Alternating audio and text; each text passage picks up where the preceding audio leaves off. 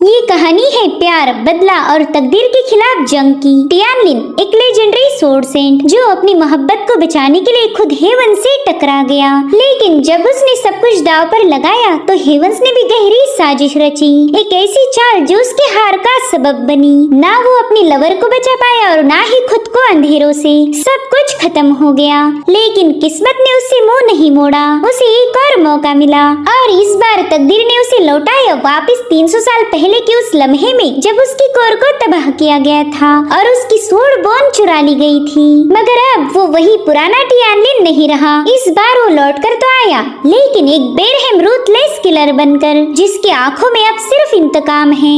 अब वो हर उस दुश्मन को राख कर देगा जो कभी उसकी कमजोरी पर मुस्कुराए थे। अब वो तैयार है अपनी खोई हुई ताकत वापस लाने के लिए, अपने दुश्मनों का सब कुछ जलाकर राख करने के लिए और एक बार फिर खुद को ट्रू सोर्ड सेंट बनाने के लिए। लेकिन क्या टियानलिन अपना भविष्य बदल पाएगा? चलो बिना वक्त जाया करे इस वीडियो को शुरू करते हैं। तो इस कहानी की शुरुआत होती है हमारे हीरो टियानलिन के मौत के फरमान के साथ। एक बंदे ने डिसाइपल्स को सोड और कुछ स्टोन्स देकर उन्हें हुक्म दिया था कि जाओ जाकर उस टियानलिन का सिर काट कर मेरे सामने पेश करो। तो बंदा तुरंत ही टियानलिन को खत्म करवाने के लिए कई सारे लोगों को गोल्ड और सिल्वर के पीसेस बांटने लगा, जिनमें टियानलिन की एडॉप्टेड सिस्टर यानी कि युनमेई भी शामिल थी। उसके हाथ में टियानलिन की तस्वीर थमाते हुए उसे बताया गया कि जाओ जाकर इसे खत्म कर दो।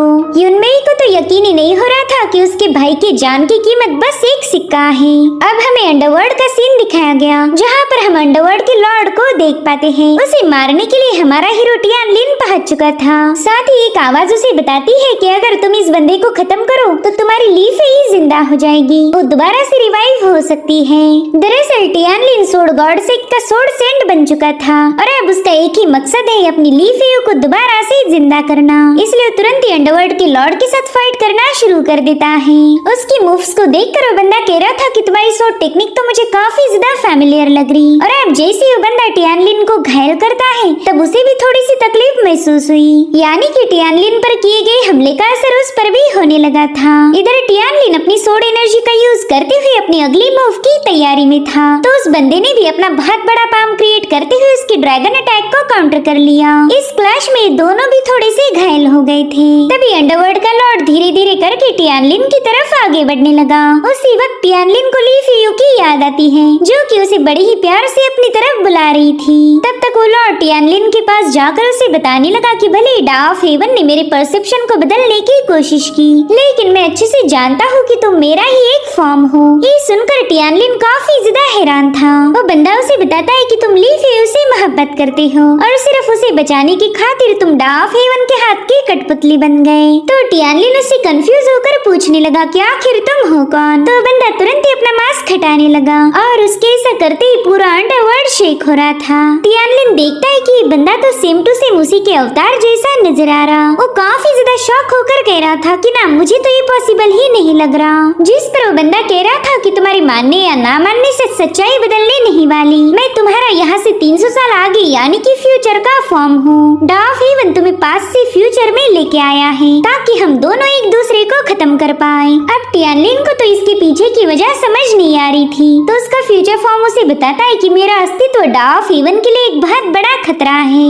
इस दुनिया में कोई मुझे मार नहीं सकता सिवाय मेरे खुद के, इसीलिए डा ऑफ हेवन मेरे पास्ट को मुझे ही मारने लाया है। तो अब ये सब जानने के बाद टियानलिन कह रहा था कि नहीं, अब मैं तुम्हें नहीं मार सकता। जिस पर उसका फ्यूचर फॉर्म जवाब देते हुए कहने लगा कि तुम मुझे मार नहीं सकते, लेकिन मैं तुम्हें मार सकता हूँ। जब भी पास्ट और फ्यूचर एक साथ प्रेजेंट में आ जाए तब उनमें से बस एक ही सरवाइव कर सकता है। तो उस हिसाब से तुम मेरे पास्ट हो। अगर तुम मारे गए तो ऑटोमेटिकली मेरा एग्जिस्टेंस भी खत्म हो जाएगा और इस तरह से डा ऑफ हेवन अपनी चाल में कामयाब हो सकता, मगर मैं ऐसा नहीं होने दूंगा। जिसके बाद वो अपना हाथ टियानलिन के कंधे पर रखते हुए खुद की सारी पावर उसमें डालने लगा, जिससे टियानलिन को काफी ज्यादा तकलीफ हो रही थी। फ्यूचर फॉर्म उससे कह रहा था कि अब मैं तुम्हें दोबारा से 300 साल पीछे भेजूंगा ताकि इस बार तुम सभी इंसिडेंट की साइकिल को बदल पाओ। तुम्हें कुछ भी करके इस रीइंकार्नेशन की कभी ना खत्म होने वाली साइकिल को ब्रेक करना होगा। और अब उसके फ्यूचर फॉर्म की गायब होती टियानलिन को डा ऑफ हेवंस की आवाज आई। वो कह रही थी टियानलिन हार मान जाओ, यही तुम्हारी किस्मत है, तुम इससे कभी भी बच नहीं सकते। साथ ही डा ऑफ हेवन ने उसे अपनी जंजीरों में जकड़ लिया था। मगर टियानलिन पहले ही काफी ज्यादा पावरफुल था और अब अपने फ्यूचर फॉर्म की पावर्स के साथ तो और ज्यादा खतरनाक बन चुका है। तो अब वो एक ही सेकंड में उन जंजीरों को ब्रेक करते हुए कहने लगा कि तुम्हें किसने बताया मैं यहाँ से भागने वाला हूँ। साथ ही वो अपनी सोर्ड को समन करते हुए अपने धर्मा फॉर्म को एक्टिवेट कर देता है। वो कह रहा था कि डा ऑफ हेवन सभी लोगों के लाइफ के साथ फेट के जरिए खिलवाड़ करता है, इससे अच्छा तो ये होगा कि हम इस डा ऑफ हेवन को ही मिटा दें। जिसके बाद वो अपनी हेवी सोर्ड से डा ऑफ हेवन पर एक जोरदार हमला कर देता है। मगर तभी समय काफी तेजी से पीछे जाने लगा और अब हमें फिर से वही सीन दिखाया गया जहाँ पर टियानलिन बुरी तरह से घायल हो गया था। यानी कि कहानी अब 300 साल पीछे आ चुकी है। कुछ लोगों ने टियानलिन को खत्म कर दिया था। वो कहते हैं कि सोर्ड सक्सेसर के सिलेक्शन की सेरेमनी होने वाली है और देखो तो इस अच्छे मौके पर हमें कैसे गंदे काम करने पड़ रहे हैं। और तभी वो लोग देखते हैं कि टियानलिन की सांसें तो अभी भी चल रही हैं, जिससे वो काफी ज्यादा शॉक हो गए। वो कह रही थी कि एल्डर किन्हे ने इसकी कोर को डिस्ट्रॉय कर दिया और सीनियर ब्रदर किंग चुआन ने इसकी सोर्ड बोन भी निकाल ली, लेकिन अभी तक ये बंदा जिंदा बच गया। दरअसल टियानलिन उस वक्त में पहुंच गया था जहाँ पर वो सोर्ड गॉड सेक्ट का डिसाइपल है और वो फिलहाल कल्टीवेशन की बॉडी रिफाइनिंग की 9वीं लेवल पर था। वो लोग कह रहे थे कि इस बंदे के साथ इतना सब कुछ होने के बावजूद भी ये जिंदा बच गया। मानना पड़ेगा ये वाकई में एक हेवन डिफाइंग टैलेंट है। वेल इन दोनों डिसाइपल्स के नाम थे जा और जैंग। जैंग कहते हैं भाई क्यों ना हम इसकी बची हुई सारी स्पिरिचुअल पावर को एब्सॉर्ब कर ले, इससे हम कल्टीवेशन में आसानी के साथ ब्रेक थ्रू कर सकते हैं। और ये आइडिया जाओ को भी काफी ज्यादा पसंद आई, तो दोनों मिलकर ही टियान की स्पिरिचुअल एनर्जी को एब्सॉर्ब करना शुरू कर देते हैं। उस वक्त टियानलिन की बॉडी काफी तेजी से ग्लो होने लगी थी। उसकी बॉडी से इतनी ज्यादा खतरनाक स्पिरिचुअल एनर्जी रिलीज होने लगी कि वो दोनों से बिल्कुल भी झेल नहीं पाते।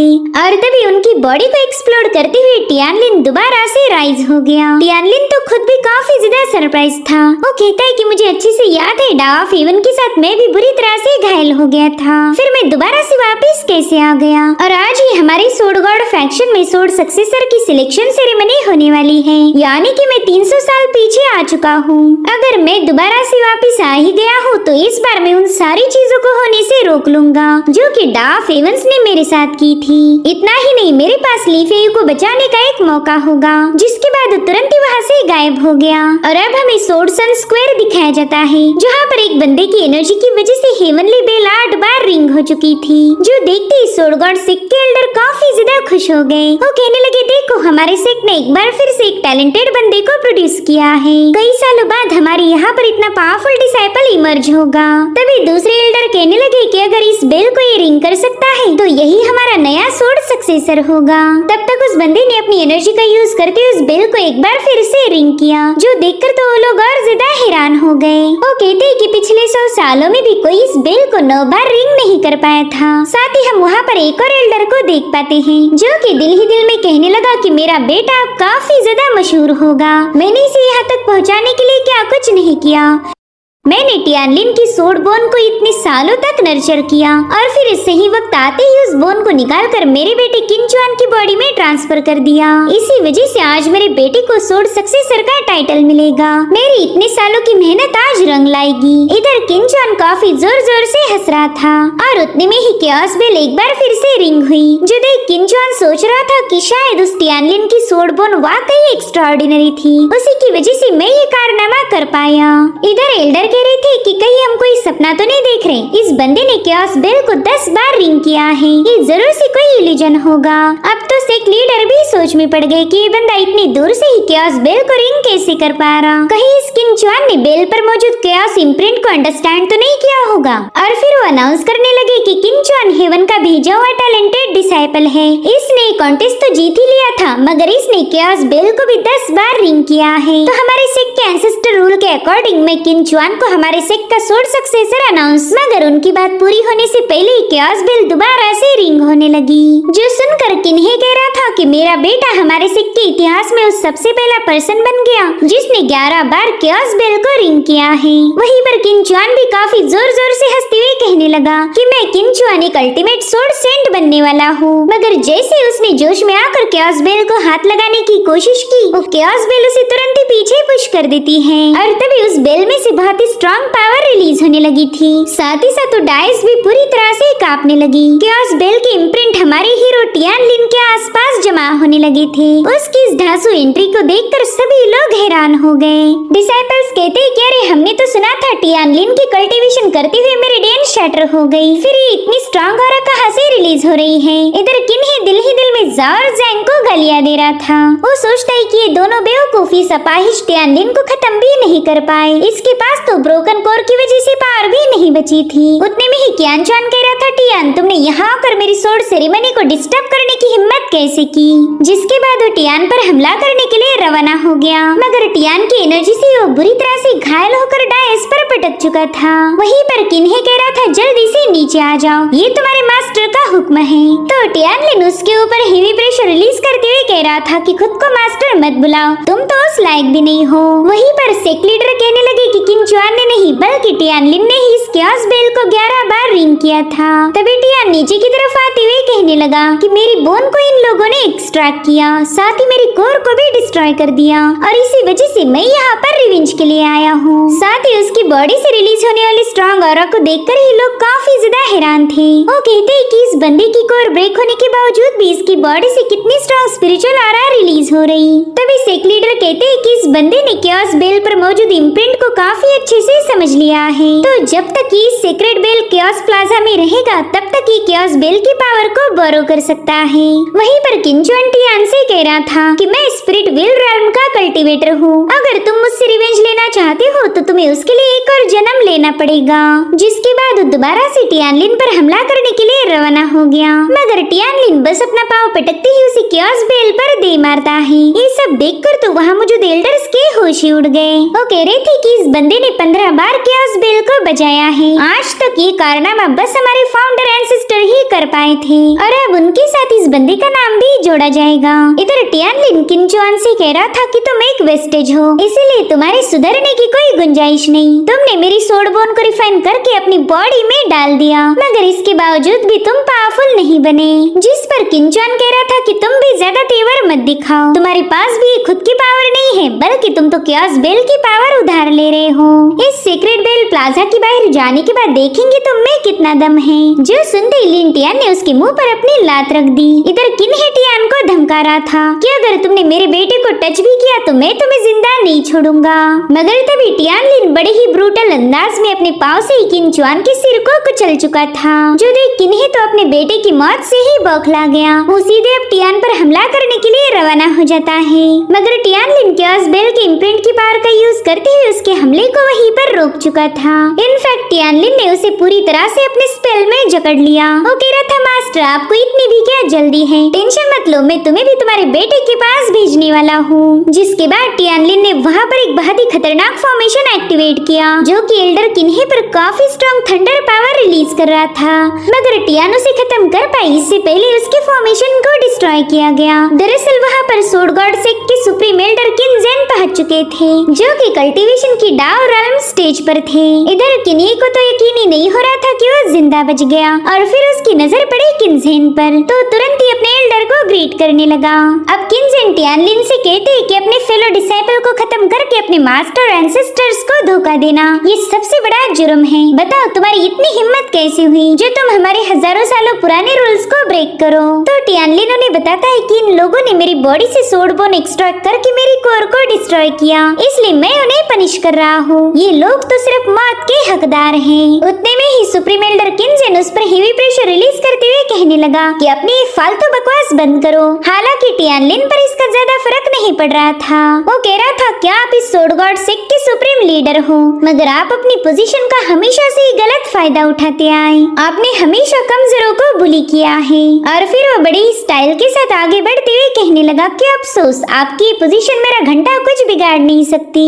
अब ये सुनकर किन्जेन उस पर थंडर अटैक करने वाला था कि तभी सेक्ट लीडर टियान लिन के सामने आकर सुप्रीम एल्डर से रिक्वेस्ट करते हैं कि प्लीज आप टियानलिन पर रहम दिखाएं। इस बंदे ने क्यास बेल को 16 बार रिंग किया है। यही हमारे सोड गॉड सेक्टर सोड सक्सेसर बनने के काबिल है, तो प्लीज मेरी इस रिक्वेस्ट को एक्सेप्ट कीजिए। हालांकि किन्ही इसके लिए राजी नहीं था। वो कहता है सेक्ट लीडर, इस बंदे की कोर डैमेज हो चुकी है, आगे चलकर ये कभी कल्टीवेट नहीं कर पाएगा, तो बताइए हमारा सोड सेंट कैसे बन सकता। तो एल्डर बताते हैं कि हमारे सेक्ट का क्यास ट्रू स्क्रिप्चर सिर्फ उन लोगों के लिए बनाया गया था जिनकी कोर डैमेज हो चुकी हो। जिस पर्सन के पास क्यास इम्प्रिंट का नॉलेज हो, बस वही बंदा उसे मास्टर कर अपनी कोर को दोबारा से रिपेयर कर सकता है। और आज टियानलिन ने 16 बार क्यास बेल को रिंग करके ये साबित कर दिया कि इसके पास क्यास इम्प्रिंट की काफी अच्छी अंडरस्टैंडिंग है, तो ये आसानी के साथ उस स्क्रिप्चर को मास्टर करके अपनी कोर को रिपेयर कर सकता है, जिसके चलते इसकी कल्टीवेशन की जर्नी दोबारा से शुरू हो जाएगी।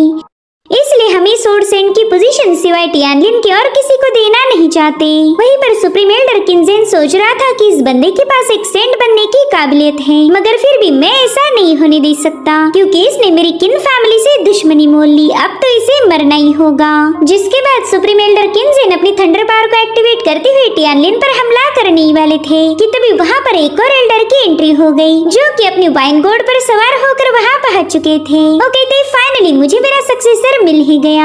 टियानलिन भी इस एल्डर को देखकर काफी ज्यादा खुश हो गया। वेल, इस एल्डर का नाम है एल्डर कांग। वो तुरंत ही टियान के पास जाकर उसे सूंघते हुए कहने लगा कि तो एकदम बेस्ट मटेरियल है। बच्चे, क्या तुम मेरे डिसाइपल बनना चाहोगी? जिस पर टियान कहता है सीनियर, अगर मैं मना भी करूँ तो भी आप मुझे घसीटते हुए अपने साथ ले जाओगे, इससे अच्छा है कि मैं हाँ ही बोल दूं। जो सुनते एल्डर कांग जोर जोर से हंसते हुए कहने लगे कि बच्चे, तुम तो मुझे काफी अच्छे से समझ चुके हो। तब तक किन्जेन वहाँ आकर कांग को बताता है कि टियान की मेरी किन फैमिली के साथ दुश्मनी है, इसलिए तुम बिल्कुल भी बीच में दखल मत देना। वहीं पर किन्ही बता रहा था कि इस बंदे ने मेरे बेटे का कत्ल कर दिया और मुझे भी जान से मारने की कोशिश की है, इसलिए हम इस बंदे को जिंदा नहीं छोड़ सकते, इसे तो एग्जीक्यूट करना लाजमी है। तभी एल्डर कांग टियानलिन को गौर से देखते हुए कहने लगे, अरे बाप रे, क्या इस मासूम बच्चे ने तुम्हारे बेटे को मार दिया? फिर तो मुझे ये बोलना पड़ेगा कि तुम्हारा पूरा खानदान ही यूजलेस है। जो सुनते ही किन्ही उन पर अपनी फिंगर पॉइंट करके कुछ कहने वाला था कि तभी एल्डर कांग का वाइन गोड वहाँ की जमीन चीरते हुए उस पर हमला करने चला गया। हालांकि किन्जेन ने इस अटैक को समय रहते रोक लिया था। एल्डर कांग उससे कहते कि अच्छा हुआ जेन ने तुम्हें बचा लिया, वरना आज तक जिस भी बंदे ने मुझ पर उंगली उठाई वो जिंदा नहीं बच पाया। वहीं पर एल्डर जेन ने उनका वाइन गोड वापिस उन्हीं की तरफ पास कर दिया। अब एल्डर कांग टियान से कहते कि नफरत कभी दिल में पनपने नहीं देनी चाहिए, इससे समय के साथ और ज्यादा गहरी हो जाती। तो मैं चाहता हूँ कि तुम इन लोगों से सॉरी बोलकर इस मसले को यहीं पर रफा दफा कर दो। तो टियान भी मजे के साथ एल्डर किन्हे से कहने लगा कि वैसे भी हमारा मास्टर डिसाइपल का रिश्ता था, ऐसा तो है नहीं कि हमारी काफी पुरानी दुश्मनी है, इसलिए मैं चाहता हूँ कि हम इस नफरत को यहीं पर खत्म कर दें। और अब कांग अपने वाइन गोड को समन करते हुए टियान को वहाँ से ले जाने लगे। वहीं पर किन्जेन कह रहा था, कांग ये मत भूलो कि सोड सक्सेसर का कॉन्टेस्ट अभी बाकी है। अगर तुम्हारा डिसाइपल कॉन्टेस्ट में हार गया तो सोड सक्सेसर की पोजीशन उसके हाथ से निकल जाएगी। इनफैक्ट इस कॉन्टेस्ट में तुम्हारा डिसाइपल मारा भी जा सकता। जिस पर टियान जवाब देते हुए कहने लगा कि टेंशन मत लीजिए, मैं कॉन्टेस्ट में समय से पहले ही पहुंच जाऊंगा। अब उसी रात हमें एक पिक का सीन दिखाया गया, जहां पर एक मास्क वाले बंदे ने किन्हे पर रात के अंधेरों में हमला कर दिया था। तो किन्हे डर के मारे अपने डिसाइपल्स को जोर जोर से चिल्लाते हुए बुलाने लगा, मगर वो बंदा उससे कह रहा था कि इसका कोई फायदा नहीं, मैंने ऑलरेडी इस जगह को फॉर्मेशन की मदद से आइसोलेट किया है, कोई तुम्हारी आवाज सुन नहीं सकता। अरे अब उस बंदे ने अपना मास्क भी उतार दिया। वेल, ये कोई और नहीं बल्कि टियान था। किन्हे उसे देखकर कह रहा था कि मुझे नहीं लगता तुम मेरे डिसाइपल टियान हो, उसे तो मैंने डिवाइन पैटर्न डाओ कभी सिखाया नहीं था, यानी कि वो फॉर्मेशन सेटअप करना नहीं जानता। तुम तो कोई बहरूपे हो जो कि टियान का रूप लेकर यहाँ चले आए। जिस पर टियान कह रहा था, मास्टर इस दुनिया में ऐसी कई सारी चीजें हैं जिन्हें तुम कभी समझ नहीं पाओगे, और ना ही मेरे पास इतना वक्त है कि मैं तुम्हें सारी बातें एक्सप्लेन करूँ। साथ ही यहाँ पर उसने एक फॉर्मेशन एक्टिवेट किया था, जो देखते ही किन्हे उस पर हमला करने रवाना हो गया, मगर टियान उसके अटैक को रोकते हुए उसे वहाँ की जंजीरों में टांग देता है। वो कह रहा था, मास्टर क्या आपको याद आया, आपने इसी तरह से मुझे टॉर्चर करके मेरी सोड बोन निकाल ली थी। जिसके बाद तो किन्हे उसके सामने रहम की भीख मांगने लगा। वो कह रहा था, प्लीज मुझे बख्श दो, तुम्हें जो चाहिए वो मैं देने के लिए तैयार हूँ। जिस पर टियान कहता है, मुझे और कुछ नहीं चाहिए, बस आपकी जिंदगी चाहिए। और फिर टियान लिन अपनी पावर का यूज करते हुए किन्हे की सोल को उसकी बॉडी से अलग कर उसे चोक करने लगा। किन्हे कह रहा था कि तुमने सभी एल्डर्स के सामने मेरे से माफी मांगी थी और ये भी कहा कि हम दोनों में कोई नफरत पनपनी नहीं चाहिए। जिस पर टियान कह रहा था, हाँ बिल्कुल, मैं अपने दिल में आपके लिए कोई नफरत रखना नहीं चाहता, इसलिए तो आपको खत्म करने आया हूँ। और फिर उसने किन्हे की सोल को डिस्ट्रॉय करते हुए उसका किस्सा खत्म कर दिया। टियान कह रहा था कि 3 दिनों में सेक के लोगों को तुम्हारी लाश मिल जाएगी और मैं जानता हूँ कि एल्डर किन्जिन का पूरा शक मुझ पे आएगा। साथ ही वो बंदा डाओ रेल्म का कल्टीवेटर होने की वजह से उससे निपटना इतना आसान नहीं होने वाला। अब मुझे मेरी प्रीवियस लाइफ की कल्टीवेशन को रिकवर करना होगा। और अब हमें सीधे 3 दिनों बाद की कहानी दिखाई गई, जहाँ पर सुप्रीम एल्डर किन्जेन को किन्हे की बॉडी मिल चुकी थी। वो अपने बेटे किन्हुआ से कहने लगे कि अब मैंने जल्दी से सेंट्रल पर ब्रेक थ्रू करने की तैयारी शुरू करनी चाहिए। तुम्हें अच्छे से पता है कि अब तुम्हें मेरे एब्सेंस में क्या करना होगा। जिस पर किन्हुआ कहता है, फादर आप बिल्कुल फिक्र मत कीजिए, मैं उस टियानलिन को खत्म करके अपने भाई की मौत का बदला लूंगा। अब अगले ही सीन में हमें टियानलिन की अडॉप्टेड सिस्टर यून में दिखाई गई, जिसे कुछ दिनों पहले एक कॉपर कॉइन देकर उसी के भाई टियानलिन को मारने की सुपारी दी गई थी। वो कह रही थी, भाई टियान आपकी जिंदगी इतनी सस्ती कब से बन गई? लोग तो एक कॉपर कॉइन देकर आपको मारने की फिराक में हैं। इतने से पैसे में तो एक स्टीम बंदी नहीं आता। और तभी एक बंदी वहाँ आकर उसके मुंह पर एक जोरदार लात जड़ देती है। वो कह रही थी कि किन फैमिली ने कई सारे लोगों को कॉइन बांटकर टियान को मारने की प्लानिंग बनाई है, मगर मेरे होते हुए कोई भी टियानलिन को हाथ नहीं लगा सकता। वेल, इस बंदी का नाम है लिंशी और वो टियान की सिस्टर युनमी की धुलाई कर रही थी। साथ ही वो उसे बताने लगी कि आज के बाद टियानलिन मेरे प्रोटेक्शन में है, तो कोई उसे टच नहीं कर सकता। वहीं दूसरी तरफ हम टियानलिन को देख पाते हैं, जिसने क्यास ट्रू स्क्रिप्चर को परफेक्शन लेवल पर कंप्लीट किया था। उसकी इस प्रोग्रेस को देखकर मास्टर कांग तो काफी ज्यादा खुश हो गए। वो अपने एक और सीनियर डिसाइपल को बताते हैं कि हमारे सिख के इतिहास में आज तक इस क्यास ट्रू स्क्रिप्चर को बस हमारे फाउंडर ही परफेक्शन लेवल तक कल्टीवेट कर पाए थे, और आज तुम्हारा जूनियर टियानलिन वो सेकंड पर्सन बन चुका है। जिस पर उनका डिसाइपल कहने लगा कि ये करने से ज्यादा फायदा नहीं होने वाला, किन्जेन आज न कल इससे रिवेंज जरूर लेगा। लेकिन मास्टर को इसकी परवाह नहीं थी, उन्हें तो बस एक हफ्ते के बाद होने वाले कॉन्टेस्ट की चिंता सता रही थी। उनका डिसाइपल कहता है कि हमारे एंसेस्टर रूल के अकॉर्डिंग इस कॉन्टेस्ट में वही लोग हिस्सा ले सकते हैं जिनकी उम्र 20 साल या उससे कम हो। साथ ही इसमें बस स्पिरिचुअल रेल्म के डिसाइपल ही पार्टिसिपेट कर सकते हैं, और मेरा जूनियर टियान तो फिलहाल स्पिरिट मोमेंट रेल्म पर है, यानी कि वो पूरे एक रेल्म से पीछे है। जिस पर मास्टर कांग कहने लगे कि यहाँ पर सिर्फ कल्टीवेशन का ही मसला नहीं, बल्कि किन्जेन ने टियानलिन को मारने के लिए और भी काफी सारी प्लानिंग करके रखी होगी। आप सीन शिफ्ट होकर हमें टियानलिन की माइंड स्पेस दिखाई गई, जहाँ पर टियान हम व्यूवर्स को इस दुनिया की कल्टीवेशन स्टेजेस की जानकारी देता है। वो कह रहा था कि क्यास ट्रू स्क्रिप्चर में टोटल 9 लेवल्स होती हैं, जिनमें से सबसे पहले नंबर पर है बॉडी रिफाइनिंग, सेकंड होगी स्पिरिट मोमेंट, तीसरी होगी स्पिरिट विल, चौथे नंबर पर है स्पिरिट सी, पांचवे पर है ट्रू एलिमेंट, छठी पर है हेवन ह्यूमन, सातवीं है डाओ रेल्म, आठवीं है सेंट रेल्म और सबसे टॉप पर है एम्परर रेल्म। और इस आखिरी यानी कि 9वीं एम्परर रेल्म पर पहुंचना सबसे ज्यादा मुश्किल है। वो कह रहा था कि अगर मैं हेवनली डाओ का यूज करूँ तो भी मेरी कोर जल्दी से रिपेयर नहीं होगी, क्योंकि इस हेवनली डाओ की कई सारी मिस्ट्रीज है। और तभी उसे याद आता है कि उसने अपनी पास्ट लाइफ में सोर्ड नर्चरिंग टेक्निक को मास्टर किया था। भले ये एक लो लेवल की टेक्निक थी, मगर ये उसकी कोर को रिपेयर करने की ताकत रख सकती है।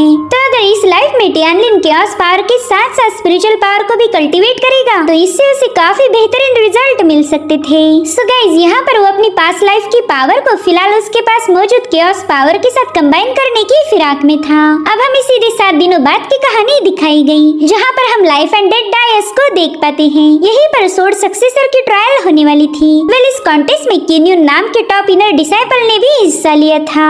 इसने हाल ही में स्पिरिट विल रेल्म की 3rd स्टेज पर ब्रेक थ्रू किया है, और टियानलिन तो बस बॉडी रिफाइनिंग रेल्म पर था, यानी कि वो यून से ठीक 2 रेल्म नीचे है। इसलिए कॉन्टेस्ट देखने आए लोगों को पूरा यकीन था कि इस कॉन्टेस्ट को किन्यून ही जीतने वाला है। उनके हिसाब से किन्यून एक जीनियस है, तो सोर्ड सेंट की पोजीशन भी उसे ही मिलनी चाहिए। उनकी बातें सुनकर लिंशी उन्हें गुस्से में घूरने होने लगी। इधर सेक्ट लीडर ने कॉन्टेस्ट को शुरू करने का हुक्म दिया था, तो सभी एल्डर्स अपनी पावर्स को एक्टिवेट करते हुए लाइफ एंड डेथ प्लेटफॉर्म पर एक फॉर्मेशन सेटअप कर देते हैं। साथ ही इन दोनों को बताया गया कि अब ये प्लेटफॉर्म तब तक क्लोज रहेगा जब तक तुम दोनों में से एक मारा नहीं जाएगा। तो किन्योन अपनी सोड घुमाती हुई टियानलिन से कहने लगा कि इस लाइफ एंड डेथ प्लेटफॉर्म पर जीत यानी कि लाइफ है और हारना मतलब मौत है। सब टियानलिन तुम मुझसे बच नहीं सकते। जिसके बाद वो टियानलिन पर हमला करने के लिए रवाना हो गया, मगर टियान क्योस पावर का यूज करते हुए उसे पीछे ढकेल चुका था। जो देखते ही उस बंदे ने थंडर सोड टेक्निक को एक्टिवेट करते हुए टियान पर कई सारी सोड रिलीज कर दी। हालांकि टियान फ्लीटिंग शैडो टेक्निक का यूज करते हुए उसे डॉज कर देता है। एल्डर कहते हैं कि इस बंदे ने तो हमारे सेक्ट की हेवन ग्रेड मूवमेंट टेक्निक का यूज किया है। वहीं दूसरी तरफ किन्योन उस पर लगातार हमले करने की कोशिश में था। एल्डर कहते हैं कि युन के पास अर्थ ग्रेड के स्पिरिचुअल वेपन है, साथ ही इंटेंट लेवल की अर्थ ग्रेड सोड टेक्निक भी है। बेचारा टियानलिन इसके सामने ज्यादा देर तक टिक नहीं पाएगा।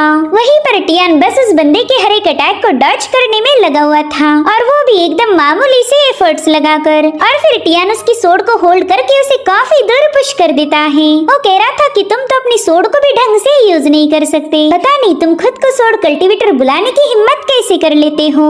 जिस पर युन कहने लगा कि अभी तो ये मुकाबला शुरू हुआ है, आगे आगे देखो मैं तुम्हारा क्या हशर करता हूँ।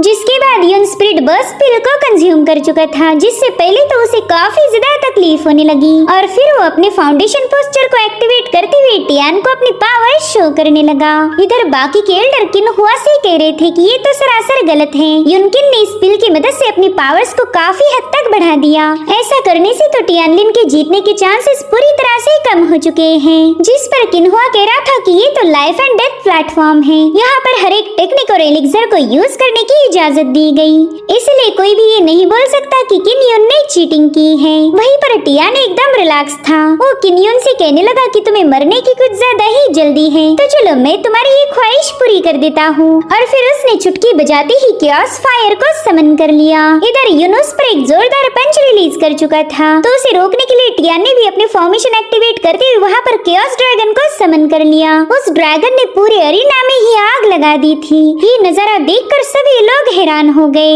एल्डर सेक्ट लीडर से पूछ रहे थे कि आखिर यहाँ पर टियान ने कौन सी टेक्निक का यूज किया था, जिस पर वो बताती है कि उसने क्योस पावर को एक्टिवेट किया है। ये फायर हेवन एंड अर्थ का ओरिजिन थी, और इस फायर का जन्म बर्निंग क्योस पावर से हुआ था। इसे तुम हेवनली फ्लेम के साथ भी कंपेयर कर सकते हो। अब ये लोग देखते कि प्लेटफॉर्म में मौजूद क्योस फायर में युनकिन की कोई हरकत नजर नहीं आ रही, जिससे सभी लोग काफी ज्यादा पैनिक हो गए थे। और फिर धीरे धीरे वहाँ की सारी फायर वैनिश होकर टियान उसमें से बाहर आ गया। उसने युन को जलाकर राख कर दिया था, जिसके बाद वो कह रहा था चलो अगला बंदा जो भी मुझे चैलेंज करना चाहता है वो फटाफट से अरीना में आ जाए। यहाँ पर किन्हुआ के गुस्से का कोई ठिकाना नहीं था। वो कहने लगा टियान तुमने मेरे बेटे को मारने की हिम्मत कैसे की। तो टियानलिन उसके सामने उसी के बेटे का डायलॉग रिपीट करता है। वो कह रहा था कि लाइफ एंड डेथ प्लेटफॉर्म पर जीत यानी कि जिंदगी और हार यानी कि मौत, तो मैंने आपकी ही बेटे की बात मानकर उसे हकीकत में बदल दिया। किन्हुआ को टियान पर बहुत ज्यादा गुस्सा आ रहा था, मगर एल्डर के होते हुए वो कुछ भी नहीं कर सकता।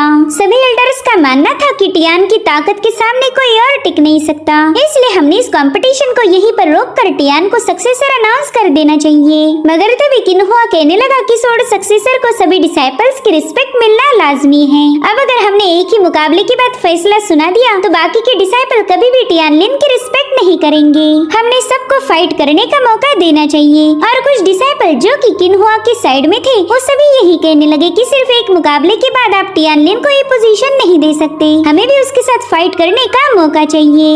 जो देख टियानलिन कह रहा था अरे वाह तुम लोग तो मुझे मारने के लिए फुल प्लानिंग के साथ आए हो, मगर मैं तुम सभी को याद दिलाना चाहता हूँ कि इससे मुझे कोई फर्क नहीं पड़ने वाला। इनफैक्ट मैं तो चाहता हूँ कि तुम सभी लोग एक साथ मिलकर ही मुझ पर अटैक करो, इससे तुम्हारा भी वक्त बच जाएगा और मेरा भी। जो सुनते ही किन्हुआ सेक्ट लीडर से कहने लगा कि टियानलिन को लोग ब्रोकन कोर वाला एक लूजर समझते हैं। अगर आज वो इन लोगों को हरा पाया तो फिर टियानलिन को कमजोर समझने की गलती कोई भी नहीं करेगा। मेरे ख्याल से आपने इस मुकाबले की इजाजत दे देनी चाहिए। सेक्ट लीडर को अच्छे से पता था कि ये बंदा बस टियानलिन को किसी भी कीमत पर मारना चाहता है, और वो चाहकर भी किन्हुआ की डिमांड को ठुकरा नहीं सकते थे। तो फाइनली उन्होंने फॉर्मेशन एल्डर को प्लेटफॉर्म का फॉर्मेशन हटाने का ऑर्डर दिया। इसलिए वो एल्डर भी तुरंत ही अपने पावर्स का यूज करते उस फॉर्मेशन को रिवर्स कर चुके थे। उनके ऐसा करते साथ ही सभी डिसाइपल्स टियानलिन को चारों ओर से घेर लेते हैं हैं। टियान उनसे कह रहा था कि तुम में से जिसे भी जबरदस्ती यहाँ आने के लिए बोला होगा उन्हें मैं 1 मिनट का वक्त देता हूँ, तुम लोग प्लेटफॉर्म छोड़कर जा सकते हो।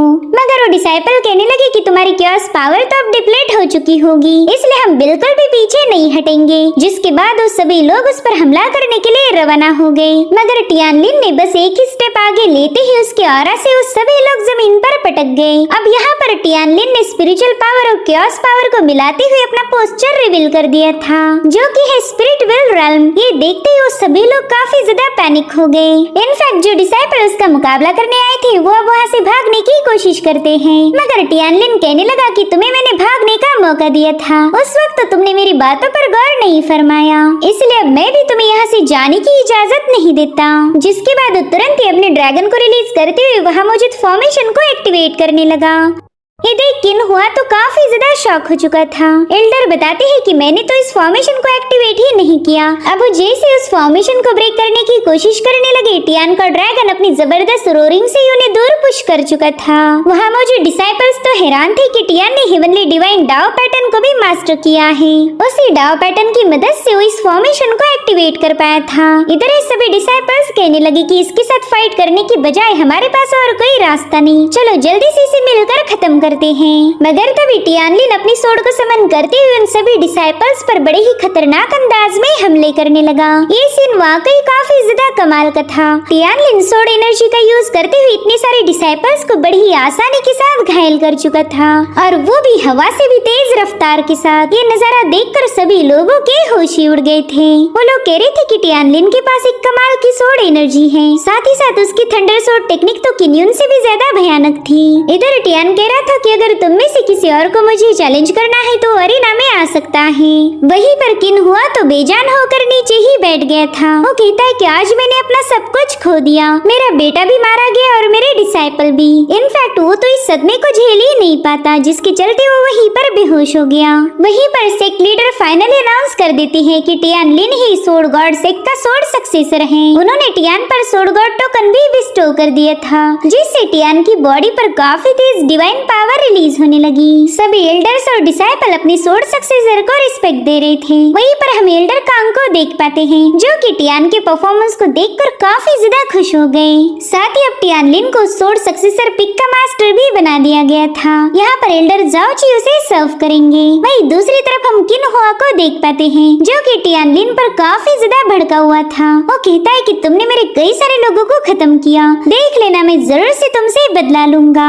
इधर युन में 3 दिनों का लंबा सफर तय करके अपने टाउन वापस आ गई थी। वो कहती भाई ने मुझे घर भेज दिया और खुद वहीं पर रुक गए, पता नहीं उन्होंने कॉन्टेस्ट जीता होगा या नहीं। और तभी एक ओल्ड लेडी ने उसे कैप्चर कर लिया। मेरे ख्याल से किन हुआ की कोई चाल हो सकती है। इधर टियान स्पिरिट विल रेल्म के सेकंड स्टेज पर पहुंच गया था। वो अपने सोड गॉड टोकन को केयरफुली ऑब्जर्व करते हुए कह रहा था कि मेरे से पहले जितने भी सोड सक्सेसर बने थे उन सभी के सारे एक्सपीरियंस और स्किल इसमें नोटेड हैं। मैं इस टोकन से काफी कुछ सीख सकता हूँ। और तभी उसके सिपाहियों को कूटती हुई लिंशी वहाँ पर पहुँच जाती है। उन दोनों की हालत देखते ही टियानलिन समझ गया कि लिंशी ने इनकी काफी तगड़ी धुलाई की है, इसलिए उन्हें समझाता है कि लिंशी को यहाँ आने से कोई भी रोकना मत, वरना ये तुम सबकी हालत खराब कर देगी। अब उन लोगों के वहाँ से जाने के बाद लिंशी टियान को केयरफ्री सिटी आने के लिए बोल रही थी। वहाँ जाकर वो टियान की जीत को सेलिब्रेट करना चाहती है, मगर टियानलिन ने इसके लिए मना कर दिया। वो कह रहा था कि मैं तो स्टार पैलेस जाना चाहता हूँ। और अब हमें स्टार पैलेस का सीन दिखाया गया,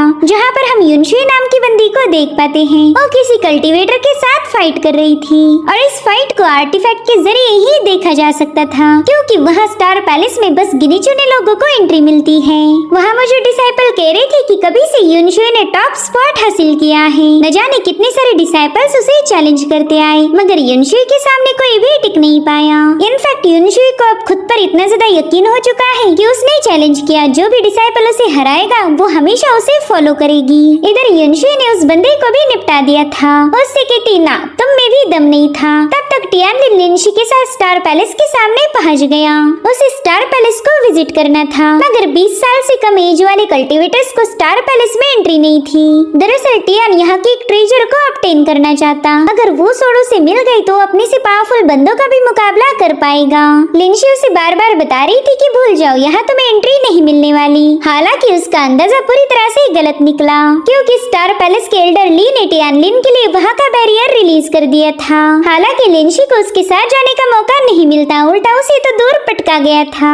और अब एल्डर ली टियानलिन को इस पैलेस के बारे में बताने लगी। यहाँ पर टोटल 3 फ्लोर्स थे, जहाँ पर कंटिन्यूअसली सोड ट्रायल्स की जाती है। फिलहाल टियानलिन फर्स्ट फ्लोर पर आ चुका था। जिन्होंने भी यहाँ पर जीत हासिल की, उन सभी डिसाइपल्स के फैंटम क्लोन यहाँ पर छोड़ रखे थे। एल्डर ली उसे बताते हैं कि अगर तुम यहाँ के किसी क्लोन को हरा पाए तो उसकी रैंकिंग तुम्हारी हो जाएगी, साथ ही तुम अपना फैंटम क्लोन भी यहाँ पर छोड़ सकते हो। वहीं दूसरी तरफ किन्हुआ को भी खबर मिल चुकी थी कि टियानलिन स्टार पैलेस में पहुंच चुका है। वहाँ पर तो सभी स्पिरिट सी रेल्म के कल्टिवेटर्स के फैंटम क्लोन हैं, तो टियानलिन उनके साथ फाइट करके जरूर से हार जाएगा। और कान्हुआ भी बस टियानलिन को हारते हुए देखना चाहता था। वहीं दूसरी तरफ एल्डर ली टियानलिन से पूछ रहे थे कि बताओ तुम्हें किसे चैलेंज करना है, जिस पर टियानलिन कह रहा था कि इस फर्स्ट फ्लोर पर जो भी टॉप रैंकिंग वाला डिसाइपल का फैंटम क्लोन होगा मैं उसी को चैलेंज करना चाहता हूँ। तो एल्डर तुरंत ही वहाँ से गायब हो गई। वहीं पर स्टार पैलेस के बाहर युनशुई भी पहुँच चुकी थी। उसे देखना है कि टियानलिन कैसे उसके फैंटम क्लोन को हरा पाएगा।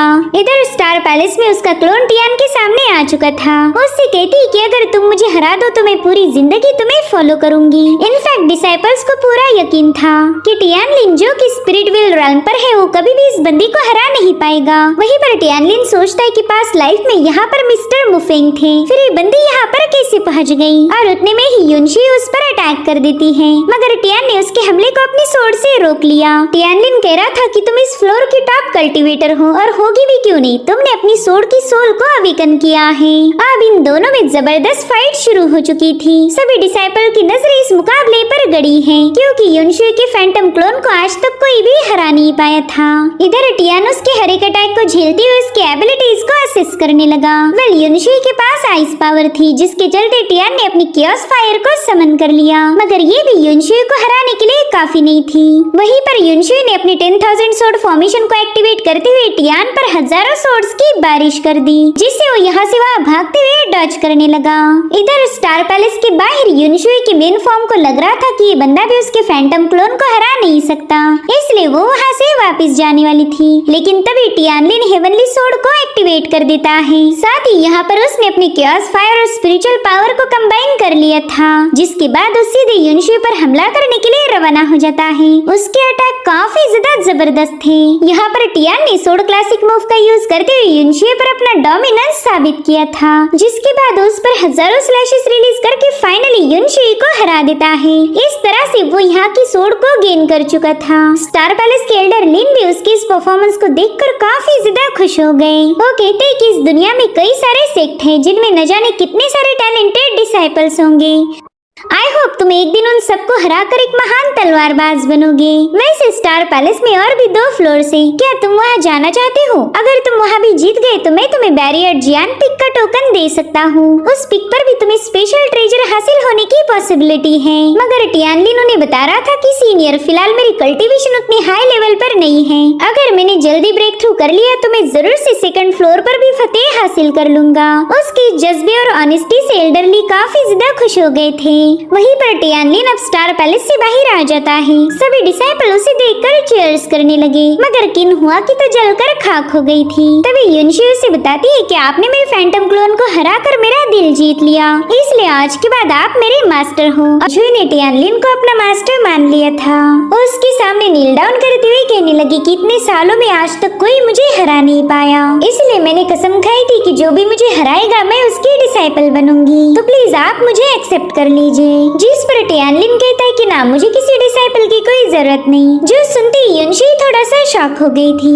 वो कहती है कि अगर आपको किसी डिसाइपल की जरूरत नहीं तो ठीक है, आप मुझे अपनी बीवी बना लीजिए। जो सुनकर तो वहाँ मुझे डिसाइपल और भी ज्यादा हैरान परेशान हो गए। उतने में ही टियानलिन युनशुई से कहता है कि ना मैं तुमसे शादी नहीं कर सकता, मुझे किसी बीवी की भी जरूरत नहीं है। अब ये सुनकर तो सबको काफी बड़ा झटका लग गया था, क्योंकि इस सेक्ट में ऐसा कोई नहीं जो युनशुई को अपना बनाने के ख्वाब ना देखता हो। वहीं पर लिनशुई भी काफी ज्यादा हैरान थी। वो सोचती कि युनशुई ने खुद होकर टियानलिन को प्रपोज किया। इनफैक्ट कई सारे डिसाइपल तो इस लड़की के सपने देखते हैं, मगर फिर भी जूनियर ब्रदर टियानलिन ने इसे काफी आसानी के साथ रिजेक्ट कर दिया। मुझे तो इस बंदे का बर्ताव काफी ज्यादा सस्पिशियस लग रहा। भला कोई भी बंदा युनशुई जैसी पावरफुल और खूबसूरत लड़की को मना कैसे कर सकता है? मुझे लगता है कि इस टियानलिन के साथ कुछ न कुछ तो गड़बड़ है। वहीं पर डिसाइपल आपस में डिस्कस कर रहे थे कि ये बंदा तो एक नंबर का घमंडी निकला, इसने हमारी सोड फेरी का दिल तोड़ दिया। वहीं पर युनशुई ने सीधे टियानलिन का रास्ता रोक लिया। उससे पूछते कि बताए क्या आपको मेरी उम्र ज्यादा लगती है? जिस पर टियानलिन कह रहा था ना ऐसा तो बिल्कुल नहीं है। तो फिर युनशुई ने सीधे उससे सवाल पूछा, फिर तुम मुझे रिजेक्ट क्यों कर रहे हो? जिस पर टियानलिन जवाब देते हुए कहने लगा कि मैंने तुम्हें रिजेक्ट इसलिए किया क्योंकि मुझे किसी और से प्यार है, उसके अलावा मैं किसी और के बारे में सोच भी नहीं सकता। मगर युनशुई को उसकी बातों पर यकीन नहीं होता। उसे लगता है कि शायद ये बंदा उससे झूठ बोल रहा। इधर एक डिसाइपल तो युनशुई को मायूस देखकर काफी ज्यादा गुस्सा हो गया। वो अपने दोस्तों से कह रहा था कि मैं इस टियानलिन को खत्म कर दूंगा। आखिर इसकी इतनी हिम्मत कैसे हुई कि ये मेरी गॉड इसका दिल तोड़ दे? वहीं दूसरी तरफ एक एल्डर ने तो शादी के खर्चे का हिसाब जोड़ना शुरू किया था। वो कहते हैं कि अगर सोर्ड सेंट टियानलिन इस साल शादी करेगा तो हमारे पास उतना बजट ही नहीं है कि इसकी धूमधाम के साथ शादी कराए। वहीं पर लिनशी टियानलिन से धीरे से पूछने लगी कि भाई क्या तुम्हारी बॉडी में कोई प्रॉब्लम है? मुझे तो अब तुम्हारे मर्द होने पर डाउट हो रहा है। भला तुम इतनी खूबसूरत लड़की को मना कैसे कर सकते हो? जिस पर वो कह रहा था सीनियर यू फालतू की बातें मत करो, मुझ में कोई प्रॉब्लम नहीं है। इधर युनशुई को ये रिजेक्शन काफी ज्यादा खल रहा था, इसलिए वो कहती है टियानलिन मैं तुम्हारी उपस्त्री बनने के लिए भी तैयार हूँ। गाइस उपस्त्री यानी कि मिस्ट्रेस, इसका सीधा मतलब ये होगा कि टियानलिन को युनशुई के साथ शादी करने की कोई जरूरत नहीं, मगर फिर भी वो युनशुई पर अपना हक जमा सकता है। वेल युनशुई के मुंह से ऐसी बात सुनकर सभी लोग काफी ज्यादा हैरान थे। लिनशुई उससे पूछती कि क्या वाकई तुम सीरियस हो? जिस पर वो कहने लगी कि टियानलिन ने मुझे हराया है तो उनके साथ रहने के लिए मैं किसी भी हद तक जा सकती हूँ। वैसे तो मैं टियानलिन की सीनियर हूँ, लेकिन अगर वो मुझे अपने साथ रखे तो मैं अपनी सीनियोरिटी का टाइटल छोड़ने के लिए भी तैयार हूँ। मगर टियानलिन ने तो उसके इस ऑफर को भी ठुकरा दिया था। जो देख कुछ लोग कहने लगे कि ये बंदा तो वाकई गजब का है, इसने एक खूबसूरत लड़की के हर एक ऑफर को ठुकरा दिया। इसके जैसा सख्त लौंडा तो हमने आज तक नहीं देखा था। आप सीन शिफ्ट होकर हम युनशुई को देख पाते जो कि टियानलिन के पिक के सामने पहुंच चुकी थी। उसे पता था कि वहाँ मौजूद डिसाइपल उसे पिक पर जाने की परमिशन नहीं देंगे और उन डिसाइपल्स में भी इतनी हिम्मत नहीं थी कि वो युनशुई को वहाँ से भगा दे। अब उनके पास बस एक ही ऑप्शन था, टियानलिन को युनशुई के आने की खबर देना ताकि टियानलिन खुद ही इस मैटर को हैंडल कर पाए। अब सुबह से रात हो गई थी मगर फिर भी युनशुई वहीं पर टियानलिन का इंतजार करती है। तो वहाँ के डिसाइपल्स को भी उस पर तरस आने लगा। वो कहते सीनियर प्लीज आप यहाँ से चले जाएं, हमारे मास्टर तो सेक्लुजन में हैं। लेकिन युनशुई इतनी आसानी से टियानलिन का पीछा नहीं छोड़ने वाली थी, इसलिए वो वहीं पर कल्टीवेट करने के लिए बैठ जाती है। उनमें से एक डिसाइपल उसे वापस भेजना चाहता था मगर दूसरा उसे बताता है कि ये पहले ही काफी ज्यादा परेशान है, हमने इन्हें उन्हीं के हाल पर छोड़ देना चाहिए। जब हमारे मास्टर इनका रिस्पॉन्स नहीं देंगे तब वो कुछ ही दिनों में खुद ब खुद यहाँ से चली जाएंगी। अब ऐसे ही कई दिन बीत गए, दिन हफ्तों में और हफ्ते महीनों में बदलते रहे, लेकिन युनशुई अभी भी टियानलिन का इंतजार कर रही थी। वहीं दूसरी तरफ हम टियानलिन को देख पाते हैं जो कि काफी लंबे अरसे के बाद कल्टीवेशन से बाहर आ चुका था, लेकिन सेक्लुजन से बाहर आते ही वो अपने एक आर्टिफैक्ट को चेक करता है और उस आर्टिफैक्ट को देखते ही उसे पता चला कि उसकी लिन फैमिली खतरे में है। उनके साथ कुछ तो हुआ था जिसके बारे में टियानलिन को कोई आइडिया नहीं, इसलिए वो डिसाइड करता है कि वो जल्दी से जाकर अपनी फैमिली को चेक करेगा। साथ ही साथ उसका सर्वेंट उसे एक और शॉकिंग खबर सुनाता है। वो टियानलिन को बता रहा था कि दरअसल युनशुई हमारे सेक्ट के टॉप 10 डिसाइपल्स में से एक है, लेकिन उसने अपनी कोर डिसाइपल की पोजीशन को रिजाइन कर दिया। साथ ही स्काई-फाई पिक पर जो उसका रेसिडेंस था उसने उसे भी छोड़ दिया। वो कई महीनों से हमारे सोर्ड सेंट पिक पर कल्टीवेट कर रही है, इस उम्मीद में कि आप उसे एक्सेप्ट करोगे। हमने उसे कई दफे यहाँ से जाने के लिए बोला था लेकिन उसने हमारी एक न सुनी। वेल हमें तो बस अब आपके सेक्लुजन से बाहर आने का इंतजार था।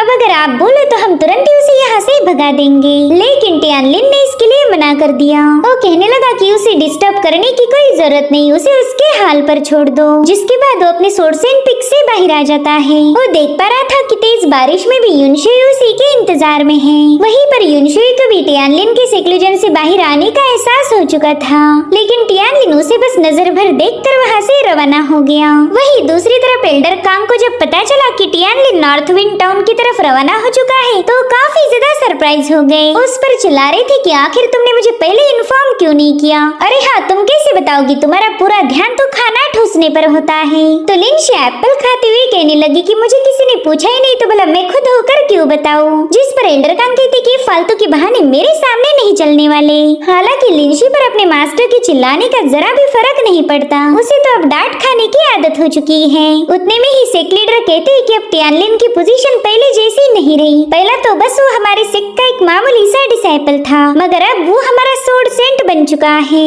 उसकी इस बढ़ती हुई पोजीशन के साथ साथ उसके दुश्मन भी काफी ज्यादा बढ़ चुके होंगे। अगर ऐसे में चिंगजाओ टेरिटरी में उस पर किसी ने हमला किया तो हमारे सोर्ड गॉड सेक्ट की इज्जत मिट्टी में मिल जाएगी, और हमारे सेक्ट पर कोई उंगली उठाए ये बात मैं जरा भी बर्दाश्त नहीं कर सकता। जिस पर लिंशी कहती चलो ठीक है, मैं ही टियानलिन के साथ जाती हूँ। अगर रास्ते में कोई उस पर हमला करे तो मैं उसे प्रोटेक्ट करूंगी। जो सुनते एल्डर तुरंत ही टेबल पर कूदकर उससे कहने लगे कि अभी के अभी यहाँ से दफा हो जाओ, तुम्हें फटाफट से टियानलिन के पास जाना होगा वरना तुम्हारा खाना पीना बंद कर दूंगा।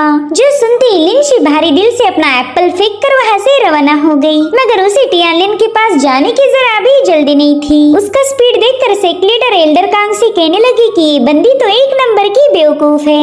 अगर इसे कोई भी काम अर्जेंट करने के लिए बोला जाए तो ये जानबूझकर उसमें देरी करेगी। हम इस बेवकूफ के भरोसे टियानलिन को नहीं छोड़ सकते।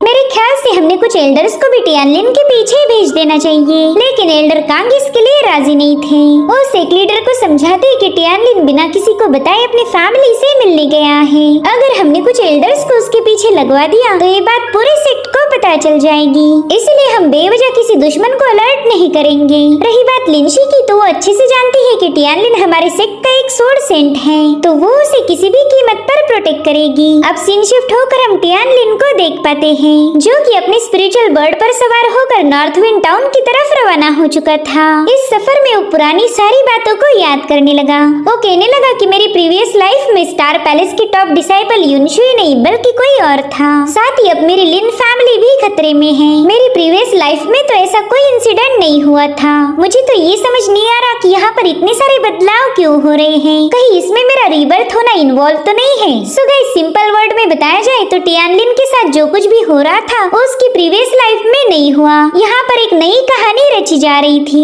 टियानलिन को शक था कि इसका कनेक्शन उसके रीबर्थ या फिर डाव ऑफ हेवन से हो सकता है। उसे लगता है कि शायद डाव ऑफ हेवन ही उसके प्रेजेंट को मैनिपुलेट करते हुए उसकी फ्यूचर को बदलने की फिराक में है, और उतने में उसे काफी स्ट्रॉन्ग ब्लड एसेंस की स्मेल आती है। तो टियानलिन जल्दी से उस स्मेल को फॉलो करते हुए नीचे की तरफ जाने लगा। दरअसल उस वैली में लिन फैमिली के लोगों पर अटैक हुआ था, जिसमें उनके कई सारे फैमिली मेंबर्स मारे गए। साथ ही साथ टियानलिन का कजिन युनलिन भी बुरी तरह से घायल हो चुका था। वो अपने दुश्मनों से कहता है कि मेरा भाई एक हेवनली सोर्ड सेंट बन चुका है। जैसे उसे पता चलेगा कि तुमने हमारे कई सारे फैमिली मेंबर्स का कत्ल किया, वो जरूर से तुमसे बदला लेगा। दरअसल इन लोगों पर लियो फैमिली की एक यंग लेडी ने अटैक करवाया था। वो युनलिन से कहती है कि तुम्हारे भाई का तो मैं बेसब्री से इंतजार कर रही हूँ। मैं तो चाहती हूँ कि वो जल्दी से कल्टीवेशन से बाहर आ जाए। जितनी जल्दी वो हमसे रिवेंज लेने आएगा उतनी ही जल्दी मैं उसके साथ हिसाब बराबर कर सकती हूँ। अब ये मत सोचना कि मुझे तुम्हारे भाई टियानलिन से डर लगता है। उसकी बातें सुनकर युनलिन को काफी ज्यादा गुस्सा आ रहा था। उससे कहता है कि शुक्र मनाओ टियानलोंग कल्ट तुम्हारा सपोर्ट कर रहा, वरना तुम में इतनी हिम्मत कहाँ कि तुम मेरे भाई का मुकाबला कर पाओ। तुम्हारी लियो फैमिली में ऐसा कोई शख्स नहीं जो मेरे भाई का मुकाबला कर सके। उसकी बातें सुनकर वो बंदी काफी ज्यादा हंसने लगी। साथ ही साथ उसका आशिक उसे अपनी बाहों में खींचते हुए कहने लगा कि इन लोगों के मुंह लगने की जरूरत नहीं है। अगर हम इन्हें आसानी के साथ मार सकते हैं तो भला इनके साथ बातें करके वक्त जाया करने की क्या जरूरत। पहला हम इन्हें खत्म कर देंगे और जब इनका भाई सेक्लूजन से बाहर आएगा तब उससे भी निपटने के लिए हमें ज्यादा वक्त नहीं लगने वाला। जिसके बाद वो दोनों मिलकर अपने चमचों को लिन फैमिली के लोगों पर हमला करने का हुक्म देते हैं। उन लोगों के अटैक को डॉज करने का युनलिन के पास वक्त नहीं था। इनफैक्ट ऐसा लगता है कि मानो उसने हार मान ली हो। अब इससे पहले कि वो बंदा युनलिन पर हमला कर पाए, वहाँ पर एक सोर्ड आ जाती है जिसने अपनी डिवाइन पावर को रिलीज करते हुए इन सभी असासिन्स को काफी पीछे पुश कर दिया। उस पावरफुल सोर्ड को देखकर तो उन सभी लोगों के होश उड़ गए। उस अमेजिंग सोर्ड से काफी तेज ऑरा रिलीज हो रही थी, लेकिन तभी उनमें से एक बंदा कहने लगा कि ये तो एक मामूली सी ब्रोकन सोर्ड है। ऐसी ब्रोकन सोर्ड से भला डरने की क्या जरूरत। चलो जल्दी से लिन फैमिली का किस्सा खत्म कर देते हैं। और फिर वो बड़ी ही तेजी के साथ उन लोगों पर हमला करने के लिए रवाना हो गए। लेकिन तभी वहाँ पर स्पिरिचुअल एनर्जी का एक जोरदार ब्लास्ट करते हुए टियानलिन पहुंच जाता है। उसकी बॉडी से निकलने वाली तेज ऑरा के चलते ही वो लोग काफी दूर जाकर पटक गए थे। और अब हम देख पाते हैं टियानलिन को, जो कि अपने सोर्ड के हैंडल पर काफी कूल अंदाज में सवार था। उसका भाई युनलिन तो टियानलिन को देखकर काफी ज्यादा खुश हो गया। वहीं पर टियानलिन उससे पूछ रहा था कि क्या तुम ठीक हो, जिस पर युनलिन कहता है कि अगर आप यहाँ पर सही वक्त पर नहीं आते तो शायद ये लोग हमें मार देते, जैसा कि इन्होंने हमारे कई सारे क्लैन मेंबर्स को खत्म कर दिया। इन लोगों ने उन्हें काफी ब्रूटली खत्म किया था। जिस पर टियानलिन कहने लगा कि अब मैं आ चुका हूँ, अब देखते हैं कौन मेरे क्लैन मेंबर्स को हाथ लगाएगा। और तभी लियो फैमिली की बंदी सामने आते हुए टियानलिन से कहने लगी कि ठीक 2 सालों बाद हमारी मुलाकात हुई है, लेकिन इन 2 सालों में तुम जरा भी नहीं बदले। पहले भी तुम घमंडी थे और आज भी वैसे ही हो। उतने में ही टियानलिन की नजर एक कैरेज पर गई जिसमें कई सारे लोगों को ब्रूटली खत्म किया गया था। तो टियानलिन उस बंदी से पूछता है कि क्या तुम्ही ने इन लोगों को मारा है, जिस पर वो स्माइल करते हुए कहने लगी कि हाँ, शायद हो सकता है ये भी मेरे ही हाथों मारे गए हो। वेल, मैंने तो तुम्हारे क्लैन के इतने सारे लोगों को मारा है कि अब मैं गिनती ही भूल चुकी हूँ। और पता है इसके पीछे जिम्मेदार कौन है? वो तुम हो। 2 साल पहले मेरे फादर मेरा रिश्ता लेकर तुम्हारे घर आए थे, लेकिन तुमने मेरी तरफ कभी आंख उठाकर भी नहीं देखा। हमारी शादी होने वाली थी, लेकिन फिर भी तुमने मुझे काफी बुरी तरह से ट्रीट किया। उस अपमान को मैं आज तक भूल नहीं पाई। तो अब उस ह्यूमिलिएशन का बदला तुम्हारी पूरी लिन फैमिली को चुकाना होगा। जिस पर टियानलिन कहता है कि रिस्पेक्ट की बातें तुम्हारे मुंह से जरा भी अच्छी नहीं लगती। मुझे अच्छे से याद है कि सिर्फ 2 एज रिवर्सिंग पिल के लिए तुमने खुद को यांग डोंग के हवाले कर दिया। सिर्फ 2 ब्यूटी पिल्स के लिए तुमने खुद की इज्जत का सौदा किया था। और फिर जब डोंग से तुम्हारा मन भर गया तो तुमने मेरे घर शादी का रिश्ता भेज दिया। टियानलिन की बातें सुनकर वो काफी ज्यादा भड़क गई थी। वो कहती कि मुझ पर झूठे इल्जाम मत लगाओ। और फिर वो अपसेट होने का नाटक करते हुए अपने नए आशिक वांग के पास चली जाती है। उससे कहती, मेरी जान, मैंने ऐसा कुछ नहीं किया, लेकिन ये बंदा मुझ पर झूठे इल्जाम लगा रहा है। मैं बिल्कुल नहीं चाहती कि तुम इसकी बातें सुनकर मुझ पर शक करो। वहीं पर वांग तो इस बंदी की प्यार में पूरी तरह से लट्टू था, इसलिए वो टियानलिन से कहता है कि तुम मेरी लेडी की इज्जत उछाल नहीं सकते। अगर तुम उसकी इंसल्ट करोगे यानी तुम मेरी भी इंसल्ट कर रहे हो, और ये मैं बिल्कुल बर्दाश्त नहीं करूंगा। मैं अच्छे से जानता हूँ कि तुम सोड गॉड सेक्ट के एक हेवनली सेंट बन चुके हो, लेकिन इसका मतलब ये तो नहीं कि तुम किसी की इज्जत पर कीचड़ उछालो, वरना मैं ये बात भूल जाऊंगा कि तुम हेवनली सेंट हो। तुम्हें भी इसकी कीमत चुकानी होगी। जिस पर टियानलिन कहने लगा कि तुम्हारी गर्लफ्रेंड की बेइज्जती करना यानी कि तुम्हारी भी बेइज्जती है। तो अगर उस हिसाब से देखा जाए तो जो करेगी उसमें तुम भी शामिल हो, यानी कि यांग डोंग 2 पिल्स के बदले जैसे उसके साथ सोया था वैसे वो तुम्हारे साथ भी सोया होगा। अरे यार, मुझे लगा नहीं था तुम्हें मर्दों में दिलचस्पी है। उसकी बातें सुनकर वांग को काफी ज्यादा गुस्सा आ रहा था, इसलिए वो तुरंत ही अपने जूनियर ज़ैंग यू को हुक्म देता है कि जाओ जाकर इसे खत्म कर दो, इसने मुझे काफी ज्यादा बेइज्जत किया है। तो ज़ैंग यू भी तुरंत ही टियानलिन पर अटैक करने के लिए रेडी हो गया। और टियानलिन से कह रहा था, बच्चे, मेरी सोड काफी ज्यादा शार्प है, तो इस बात की मैं गारंटी देता हूँ कि मरते वक्त तुम्हें जरा भी दर्द महसूस नहीं होगा। इनफैक्ट तुम्हें कुछ फील होने से पहले ही तुम जहन्नुम में पहुँच जाओगे। और अब वो अपनी सोड लेकर टियानलिन पर हमला करने उसके करीब पहुँच गया, मगर यहाँ पर टियानलिन ने बस अपनी फिंगर से ही उसके अटैक को रोक लिया था। और फिर उसने बस अपनी फिंगर को मूव करते हुए अपनी सोड एनर्जी रिलीज करके उस बंदे को खत्म कर दिया। ये सब देखकर तो टियानलॉन्ग क्लैन के लोग काफी ज्यादा सरप्राइज थे। वो पैनिक होकर कह रहे थे कि टियानलिन ने तो इस बंदे को बिना सोड के ही खत्म कर दिया। इसकी सोड एनर्जी तो काफी ज्यादा भयानक है, लेकिन कोई भी बंदा अपनी सोड को ड्रॉ करने के बाद ही उसकी एनर्जी को रिलीज कर सकता है। हालांकि इसने तो अपनी तलवार को मैन से बाहर भी नहीं निकाला था, जरूर से कोई और इसकी हेल्प कर रहा होगा। जिस पर टियानलिन कह रहा था कि तुम लोग तो बस नाम के लिए तलवारबाज हो, असली तलवारबाज क्या होता है ये मैं तुम्हें अभी दिखाऊं। टियानलिन अपने दुश्मनों को बता रहा था कि तुम्हारा वो कल्टीवेटर तलवारबाज के नाम पर धब्बा था, साथ ही उसकी सोड भी काफी ज्यादा स्लो थी। मगर कोई नहीं, मैं तुम्हें दिखाऊंगा कि असली सोड होती कैसी है। और फिर वो अपनी डिवाइन पावर्स को एक्टिवेट करते हुए अचानक से वहाँ से गायब हो गया। ये सब देखकर तो असासिन काफी ज्यादा पैनिक हो गए थे कि आखिर ये बंदा हमारी आंखों के सामने कहाँ पर वैनिश हो गया। और फिर एक स्लैश अटैक रिलीज होकर उनमें से एक बंदा मारा गया, जो देख बाकी के असासिन्स को भी डर लगने लगा। और उतने में ही टियानलिन उनके सामने आ जाता है। उसने बड़ी ही रैपिडली अपनी स्लैश अटैक रिलीज करते हुए इन तीनों का काम तमाम कर दिया था, जो देखकर तो रियो का मुंह खुला रह गया। और फिर टियानलिन अचानक से वहाँ से गायब होकर रियो और वांग के सामने आ जाता है। वो जानबूझकर उन्हें डराने के लिए अपनी सोड की धार को चेक करने लगा। वहीं पर वांग उससे कहता है कि बताओ तुमने इतने आसानी के साथ उन लोगों को कैसे मारा, आखिर तुमने कौन सी हेवनली मार्शल टेक्निक का यूज किया था। जिस पर टियानलिन अपने कूल अंदाज में कहने लगा कि भला तुम्हारे जैसे लूजर से निपटने के लिए मुझे हेवनली मार्शल टेक्निक यूज करने की क्या जरूरत, तुम्हें बस अपनी सोड से 1 सेकंड के अंदर खत्म कर सकता हूँ। लेकिन वांग को उसकी बातों पर यकीन नहीं हो रहा था। वो कहता है झूठ मत बोलो, मैं अच्छे से जानता हूँ कि तुमने किसी टॉप लेवल की मार्शल आर्ट टेक्निक का यूज किया था, वरना तुम्हारे जैसे स्पिरिट विल रन के तीसरी लेवल के कल्टीवेटर के पास इतनी भयानक पावर कहाँ से आएगी। तुम जिस कल्टीवेशन लेवल पर हो उस लेवल के साथ तुम मेरे असासिन्स को इतनी आसानी के साथ मार ही नहीं सकते। हालांकि टियानलिन उसकी बकवास पर ध्यान नहीं देता। वो उसकी तरफ आगे बढ़ते हुए कहने लगा कि अगर जिंदा रहना चाहते हो तो जल्दी बताओ तुम्हें किसका सपोर्ट है, किसने तुम्हें लिन फैमिली पर अटैक करने का हुक्म दिया था।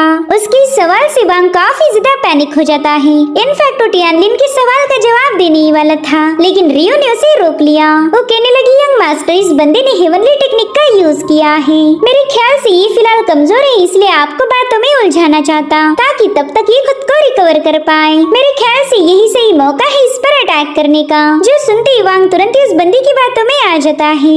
उसने अब तुरंत ही अपनी थंडर सोड टेक्निक को एक्टिवेट कर दिया था, जो देखकर टियानलिन भी थोड़ा सा सरप्राइज हो जाता है। तब तक वांग काफी तेजी के साथ टियानलिन पर हमला करने के लिए उसके एकदम करीब आ चुका था, मगर इससे पहले कि वांग की सोड उसे टच भी कर पाए, टियान वहाँ से गायब होकर पीछे से आकर उस पर एक जोरदार स्लैश अटैक रिलीज कर देता है, जिसके चलते वांग बुरी तरह से घायल होकर काफी पीछे जाकर पटक गया था। टियानलिन के एक ही स्लैश अटैक में उस बंदे की अकल ठिकाने आ चुकी थी और अब टियानलिन को अपने सामने देखकर और भी ज्यादा घबरा गया। वो पीछे हटते हुए कह रहा था कि प्लीज मुझे मत मारो, मैं तुम्हें सब कुछ बताने के लिए तैयार हूँ। जिस पर टियानलिन कह रहा था ना, अब काफी ज्यादा देर हो चुकी है। और फिर उसने बड़े ही कूल अंदाज में वांग का किस्सा वहीं पर खत्म कर दिया। ये सब देखकर तो टियानलिन के भाई भी काफी ज्यादा अमेज हो गए। उन्हें समझ नहीं आ रहा था कि उनका भाई इतना रूथलेस कैसे बन गया। जिसके बाद यून सीधे जाकर अपने भाई के गले लग जाता है। वो कहता है मेरे भाई 2 सालों के बाद हमारी मुलाकात हुई, पता है इन 2 सालों में मैंने तुम्हें काफी ज्यादा मिस किया था। टियानलिन अपने भाई से मिलकर खुश तो था, मगर अब उसे अपने पूरे फैमिली की फिक्र होने लगी, क्योंकि वो लगभग 2 सालों से सिक्लूजन में कल्टीवेट कर रहा था। तो अब उसकी पीठ पीछे उसके फैमिली के साथ क्या हुआ ये जानने के लिए वो बेताब है। तो यूनो से बताता है कि यांग और लियो फैमिली ने हमें काफी ज्यादा परेशान किया। जब हमारे मास्टर बुरी तरह से इंजर्ड हो गए, तब यांग फैमिली ने इसी मौके का फायदा उठाते हुए हेड की पोजीशन पर कब्जा कर लिया, हमारे सारे कीमती एसेट सील कर दिए और साथ ही हमें बुरी तरह से टॉर्चर किया गया। और देखो आज भी ये लियो फैमिली की बंदी अपनी चमचों को लेकर हमें मारना चाहती थी। ये सब सुनने के बाद टियानलिन को अपनी फैमिली के लिए काफी ज्यादा बुरा लग रहा था। वहीं पर उस लड़की रियो को पता था कि अब उसकी कोई खैर नहीं, इसलिए वो धीरे धीरे पीछे हटते हुए वहीं पर पटक गई। टियानलिन को अपनी तरफ आता हुआ देखकर वो काफी ज्यादा डर जाती है। वहीं पर टियानलिन सोचता है कि अब इन फैमिली से रिवेंज लेने का वक्त आ चुका है, लेकिन इस रिवेंज का अंदाज थोड़ा सा अलग होगा। और अब ये लोग अपने घर यानी कि नॉर्थ विंड टाउन में पहुंच चुके थे। साथ ही हम देख पाते कि टियानलिन ने रियो को मारा नहीं, बल्कि वो उसे बंदी बनाकर अपने साथ लाया था, जो देख टाउन के लोग थोड़े से सरप्राइज हो गए। वो कहते हैं कि लिन फैमिली के पैट्रियार्क को लियो फैमिली के एल्डर ने बुरी तरह से घायल करके उनकी पोजीशन पर कब्जा कर लिया। शायद अब लिन फैमिली उसी का रिवेंज लेना चाहती है,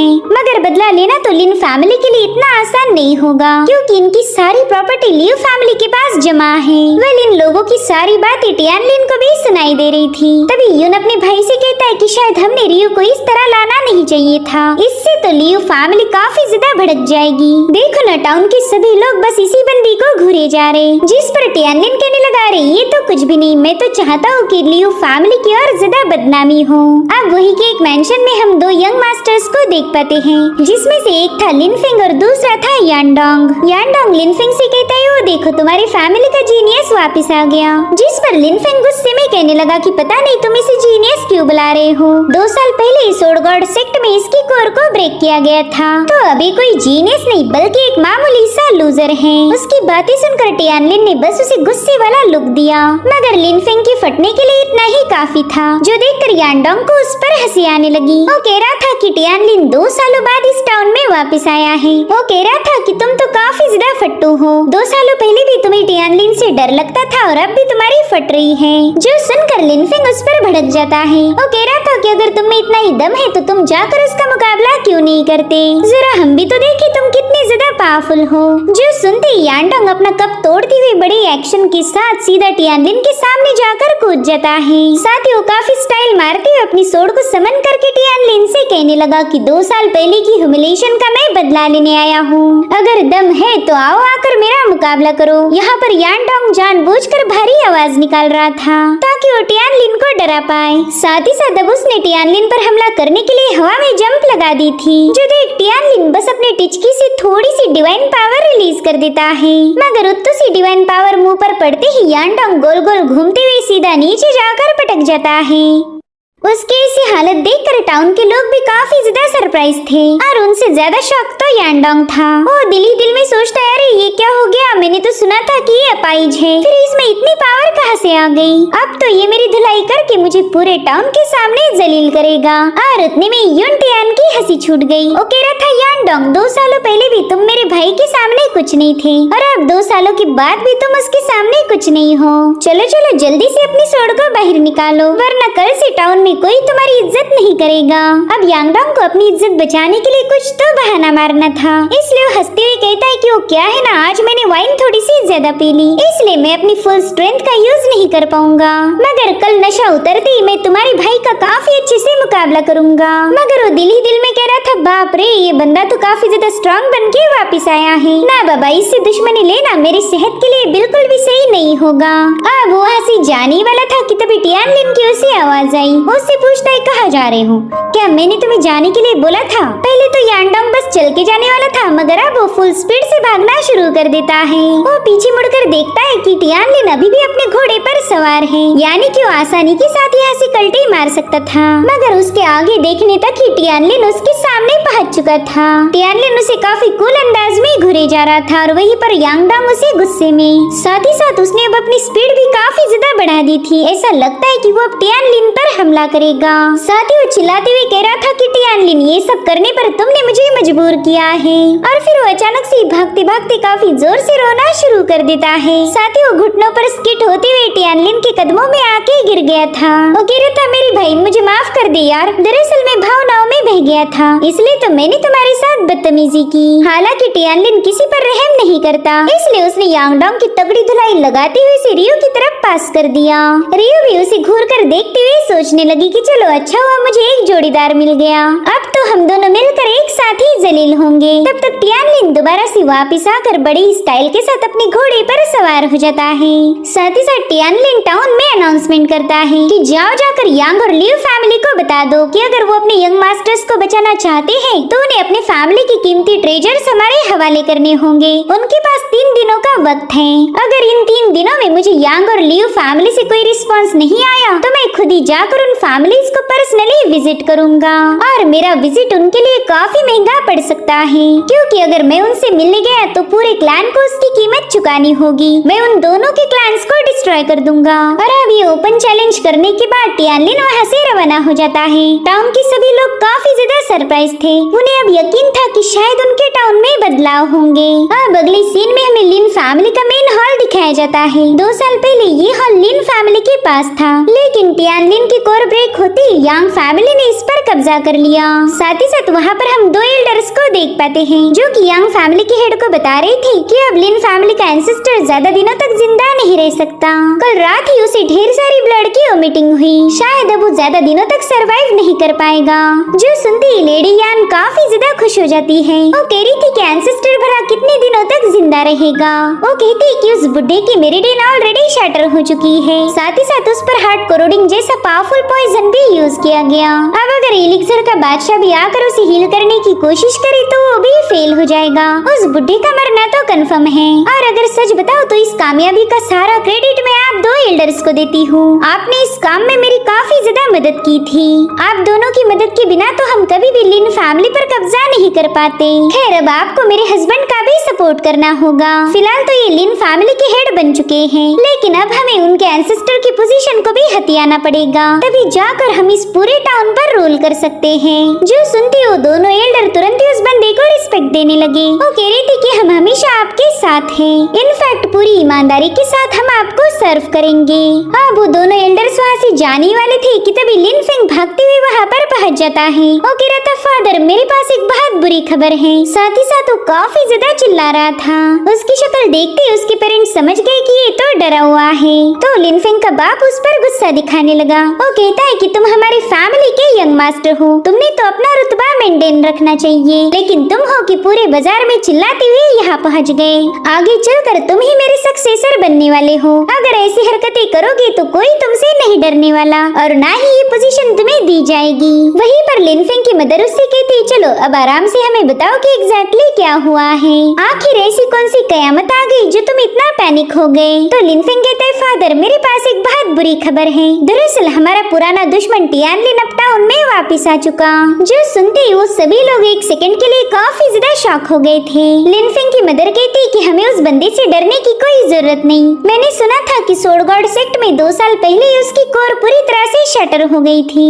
शायद वो 2 सालों में भी अपनी कोर को रिपेयर नहीं कर पाया, इसलिए उसके सेक्ट ने उसे लात मार के वापिस भेज दिया। सोड गॉड सेक्ट जैसा मशहूर फैक्शन ऐसे लूजर्स को अपने पास नहीं रखता। तभी लिन फेंग कहते ना मदर आप बिल्कुल गलत हो। हमें लगा था कि टियानलिन घायल हो चुका है, लेकिन हम पूरी तरह से गलत थे। दरअसल उस बंदे ने अपनी कोर को ऑलरेडी रिपेयर कर लिया है। मैंने अपनी आंखों के सामने उसकी पावर को विटनेस किया है। उसने यांग डोंग को एक ही मूव में हरा दिया था। साथ ही साथ उसे पूरे टाउन के सामने जलील किया।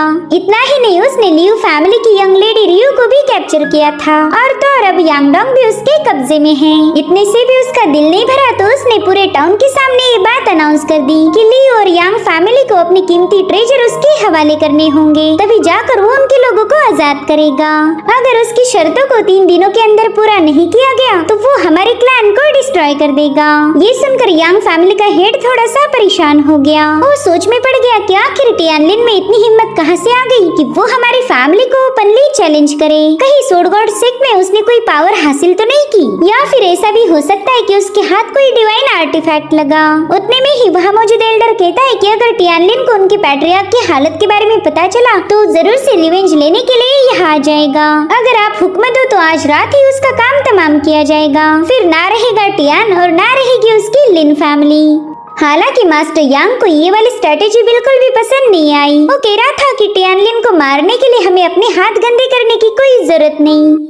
अब उन ग्रैंड एल्डर्स की तो कुछ भी समझ नहीं आ रहा था। तो मास्टर उन्हें बताता है कि तुम्हें जाकर लियू फैमिली से मिलना होगा। उन्हें बता दीजिए कि लिन फैमिली का बेटा टियानलिन वापिस आ चुका है, तो अब उन्हें जाकर टियानलिन को मारना होगा। अगर लियू फैमिली ऐसा नहीं करेगी तो मैं हमारी पुरानी डील को ब्रेक कर दूंगा। उन्हें वो चीज नहीं मिलेगी जिसकी उन्हें तलाश है। उसके आइडिया सुनकर ग्रैंड एल्डर्स उस पर काफी ज्यादा खुश हो गए। वो कह रही थी कि इस तरह से हम टियानलिन को मार भी देंगे और हमारे हाथ भी गंदे नहीं होंगे। दरअसल ये बंदा टियानलिन का मुंह बोला अंकल था, मगर हमेशा अपने लोग ही धोखा देते हैं और यहाँ पर भी वही हुआ था। वो बंदा कह रहा था टियानलिन तुम मुझे बेरहम नहीं बोल सकते, इसमें गलती मेरी नहीं बल्कि तुम्हारी है। टियानलिन अपने भाई के साथ अपने मास्टर से मिलने रवाना हो चुका है।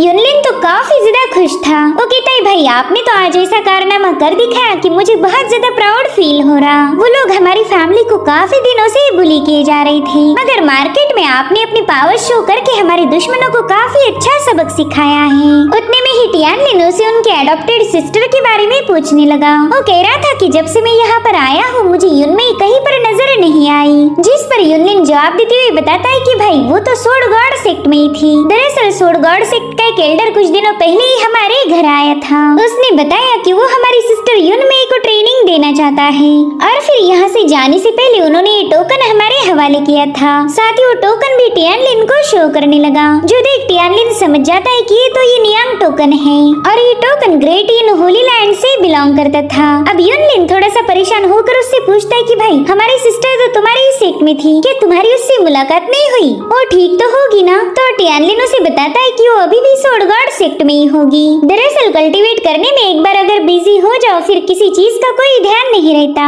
इसलिए तुम बेवजह फिक्र मत करो, वो बिल्कुल सेफ होगी। अब ये लोग एक घर के सामने पहुंच गए जहाँ पर फिलहाल लिन फैमिली के पुराने मास्टर रहा करते थे। तो युनलिन टियानलिन से कहने लगा कि मैं अभी जाकर फादर को तुम्हारे आने की खबर देता हूँ, वो तो तुम्हें देखकर खुशी से झूम उठेंगे। अब उसके वहाँ से जाते ही टियानलिन सोचता है कि great in Holi land eastern wilderness की टॉप पावर मानी जाती है। अगर युनमी को वहाँ ट्रेनिंग करने का मौका मिला तो ये उसके लिए बेस्ट अपॉर्चुनिटी साबित होगी। वहीं पर हम टियानलिन के मास्टर को देख पाते जो कि वुड कटिंग में बिजी थे। वो अपने हाथों को देखकर सोचते हैं कि अब मैं पहले जैसे पावरफुल नहीं रहा। वेल इनका नाम था लिन हाई और ये लिन फैमिली के फॉर्मर हेड थे, मगर इन्हें पॉइजन करके लिन यांग ने उनकी पोजीशन को हथिया लिया।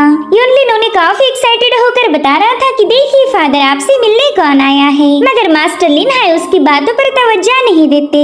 वो कह रही थी जाओ जाकर किचन में रखा हुआ खाना लेके आओ, मुझे काफी ज्यादा भूख लगी है। तो युनलिन उनसे कहने लगा फादर आपको फिलहाल आराम की सख्त जरूरत है, इसलिए वुड चॉपिंग छोड़कर आप रेस्ट कीजिए। तो लिन हाई उसे पीछे पुश करते हुए बता देते हैं कि इतनी छोटी इंजरी से तुम्हारा बाप मरने नहीं वाला, और अब वो एक पावरफुल स्ट्रोक के साथ उस वुडन पीस को काट चुके थे, जिसका आधा हिस्सा टियानलिन के पास जाकर गिर जाता है। यहाँ पर टियानलिन को अपने बचपन की बातें याद आने लगी। वो मास्टर की पावर से काफी ज्यादा इम्प्रेस था।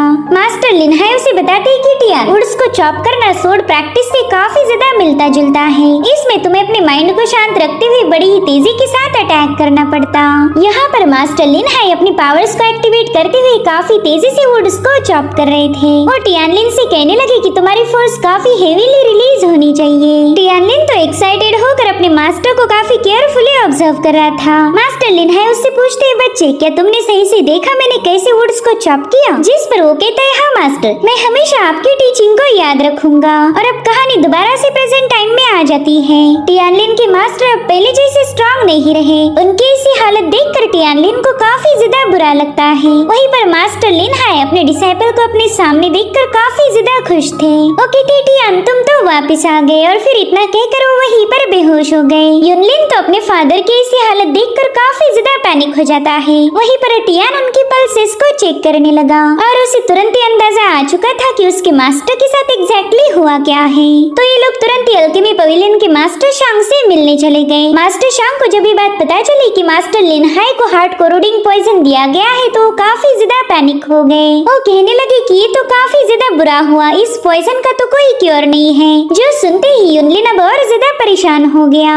और उतने में ही टियानलिन ने एक पेपर मास्टर शांग की तरफ पास कर दिया। वहीं दूसरी तरफ हम लिन फैमिली के करंट मास्टर यांग को देख पाते हैं, जो कि एक लेटर पढ़ते हुए एल्डर को बताने लगे कि वो कमीना यांग का जल्दी एक्शन नहीं लेने वाला। तो थर्ड एल्डर उन्हें सुझाव देने लगी कि हम टियानलिन को कुछ ज्यादा ही पावरफुल समझने की गलती कर बैठे। उस बंदे ने तो सिर्फ 2 साल पहले ही सोड गॉड सेक्ट को ज्वाइन किया था। मुझे तो नहीं लगता कि उसने इन 2 सालों में कोई झंडे गाड़े होंगे। मेरे ख्याल से वो बस सोड गॉड सेक्ट का एक ऑर्डिनरी डिसाइपल है, इसलिए हमें उससे निपटने के लिए यांग फैमिली से मदद लेने की कोई जरूरत नहीं। इनफैक्ट हम लोग अपने दम पर ही उससे निपट सकते हैं। हालांकि फैमिली हेड उसकी बातों से अग्री नहीं होता। वो कहता है कि अगर यांग फैमिली को इस मैटर में इन्वॉल्व किया तो हमारे जीतने के चांसेस और ज्यादा बढ़ जाएंगे।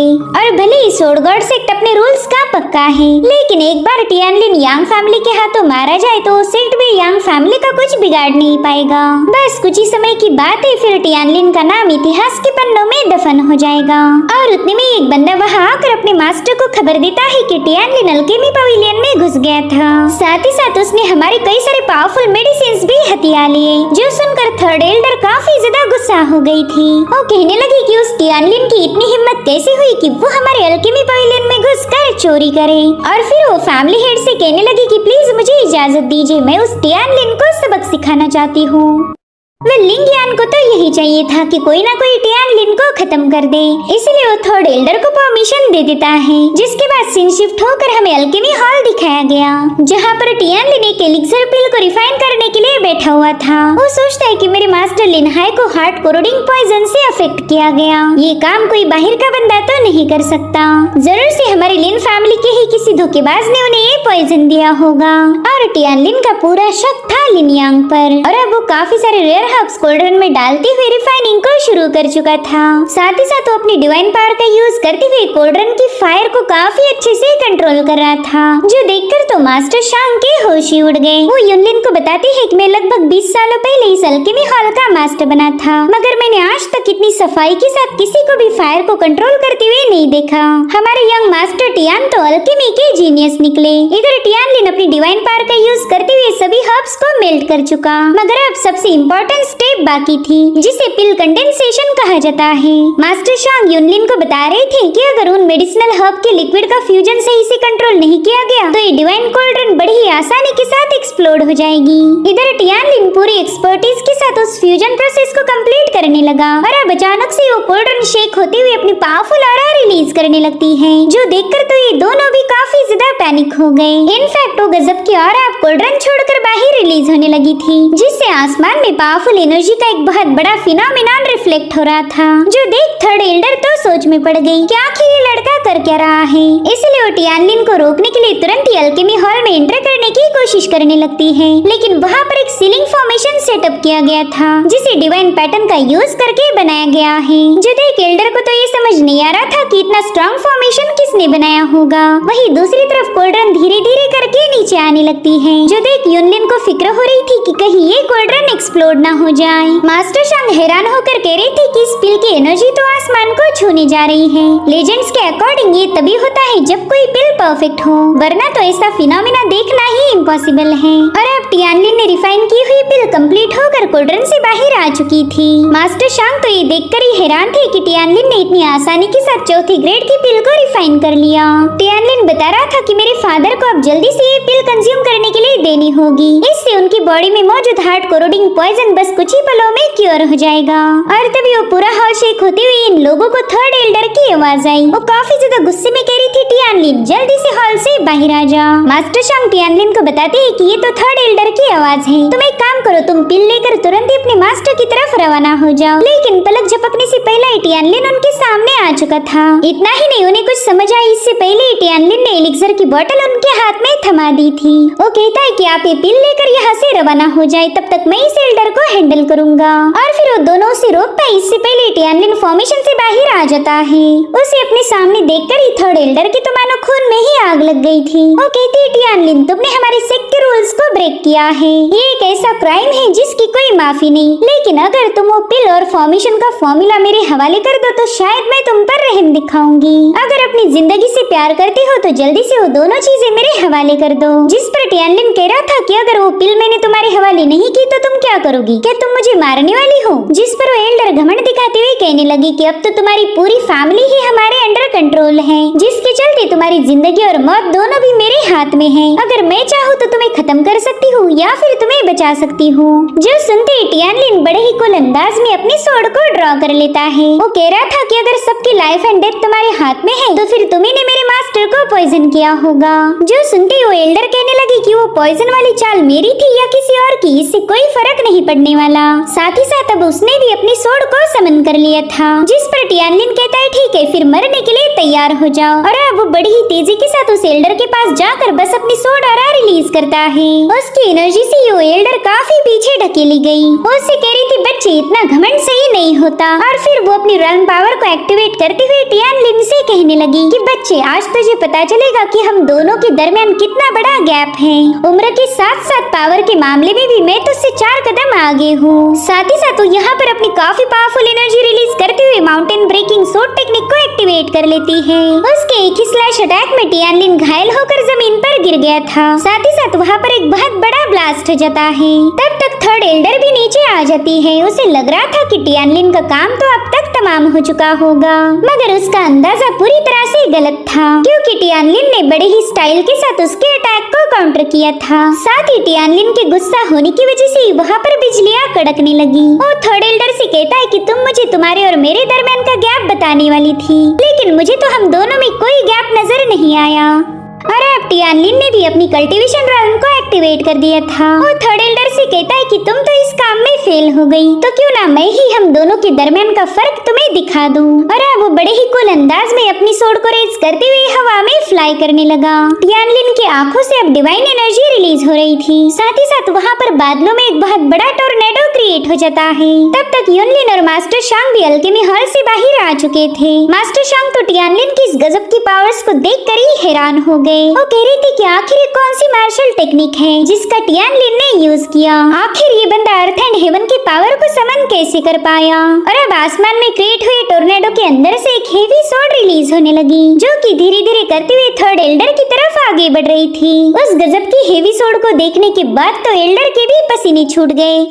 वो कह रही थी कि ये तो इम्पॉसिबल है, तुम्हारी कल्टीवेशन लेवल मुझसे 3 रॉयल से नीचे है, तो फिर तुम अर्थ एंड हेवन की पावर को समन कैसे कर पाए। लेकिन उसके सवालों का जवाब देने के लिए टियानलिन के पास वक्त नहीं था। उसने तो बस फटाफट से अपनी हेवी सोड को एल्डर की तरफ रिलीज कर दिया, जिसके क्लैश होते ही वहाँ पर एक जोरदार ब्लास्ट हो जाता है। ये क्लैश इतना ज्यादा खतरनाक था कि एल्डर की बॉडी पहले ही डिस्ट्रॉय हो गई और बाद में उसकी चीखें सुनाई देने लगी। तो इस तरह से टियानलिन ने थर्ड एल्डर को जहन्नुम तक पहुँचा दिया था। टियानलिन की पावर देखकर तो युनलिन के होश ही उड़ गए थे। इधर टियानलिन अपनी सोड को रिलीज करते हुए उस पर सवार होकर वहाँ से रवाना हो गया। अब ये सीन यहीं पर कट होकर हमें लिन फैमिली का मेन हॉल दिखाया जाता है, जहाँ पर एक एल्डर लिनयांग की काफी ज्यादा तारीफें कर रहा था। वो कहता है कि आपका अंदाजा बिल्कुल सही निकला। लियू फैमिली टियानलिन को मारने के लिए तैयार हो चुकी है। बस वो बदले में ये चाहते हैं कि हम अपनी आयरन माइन उनके हवाले कर दें। जिस पर लिनयांग कहता है, हाँ लियू फैमिली काफी ज्यादा लालची है। मैं तो पहले से ही जानता था कि उनकी नजरें हमारी माइन पर हैं। अगर हम वो माइन उनके हवाले कर दे तो वो हमारा कोई भी काम कर सकती। हालांकि लिनयांग की वाइफ इस डिसीजन से बिल्कुल भी खुश नहीं थी। वो कह रही थी कि हमारी आयरन माइन काफी ज्यादा एक्सपेंसिव है और आपने उसे ऐसे ही लियू फैमिली को देने का वादा कर दिया। तो लिनयांग उसे समझाने लगा कि टियानलिन हमारे रास्ते का कांटा है। अगर लियू फैमिली उसे खत्म कर दे तो पूरी लिन फैमिली पर हमारा कब्जा हो जाएगा। उस कमी ने टियानलिन को रास्ते से हटाने के लिए ऐसी एक ही माइन क्या बल्कि मैं ऐसी 100 माइन कुर्बान कर सकता हूँ। हालांकि उनकी इन सियासती बातों में लिनफेंग को जरा भी दिलचस्पी नहीं थी, इसलिए अपनी मदर से कहता है कि मैं तो जा रहा हूँ सोने के लिए। अब मुझसे बकवास बिल्कुल भी सुनी नहीं जाती। अब लिनफेंग को वहाँ से जाता हुआ देखकर उसका फादर उस पर काफी ज्यादा भड़क गया। वो कहता है कि लड़का तो किसी काम का नहीं, ये तो बस अपना पूरा दिन मौज मस्ती में गुजार देता है। अगर ऐसा ही चलता रहा तो पता नहीं ये मेरी हेड की पोजीशन को कैसे संभालेगा। साथ ही साथ वो अपनी बीवी पर भी चिल्लाने लगा। वो कह रहा था कि तुम्हारी लाड़ प्यार ने इस बच्चे को बिगाड़ के रखा है। और उतने में ही लिनफेंग को वापस से हॉल में पटका जाता है। दरअसल वहाँ पर एंट्री हुई थी हमारे हीरो टियानलिन की। वो कह रहा था कि 2 साल पहले मैं ये फैमिली छोड़कर जा चुका था, लेकिन मैंने कभी नहीं सोचा था कि मेरे पालतू कुत्ते 2 सालों में ही मुझे भूल जाएंगे। आफ्टर ऑल तुमने अपने मास्टर को तो याद रखना चाहिए था। टियानलिन को वहाँ देखकर इन सभी लोगों के पसीने छूट गए थे। अब उनके सामने सबसे बड़ा सवाल ये है कि वो टियानलिन को हैंडल कैसे करेंगे। भले उन्होंने लियू फैमिली के साथ मिलकर टियानलिन को मारने की प्लानिंग बनाई थी, लेकिन यहाँ पर तो लियू फैमिली का कोई मेंबर मौजूद ही नहीं। वेल ये लोग कोई एक्शन ले पाए इससे पहले टियानलिन ही इनकी क्लास लगाने आ चुका था। और इसी के साथ ये एपिसोड यहीं पर एंड हो जाता है। Thank you so much for watching. Bye bye, take care.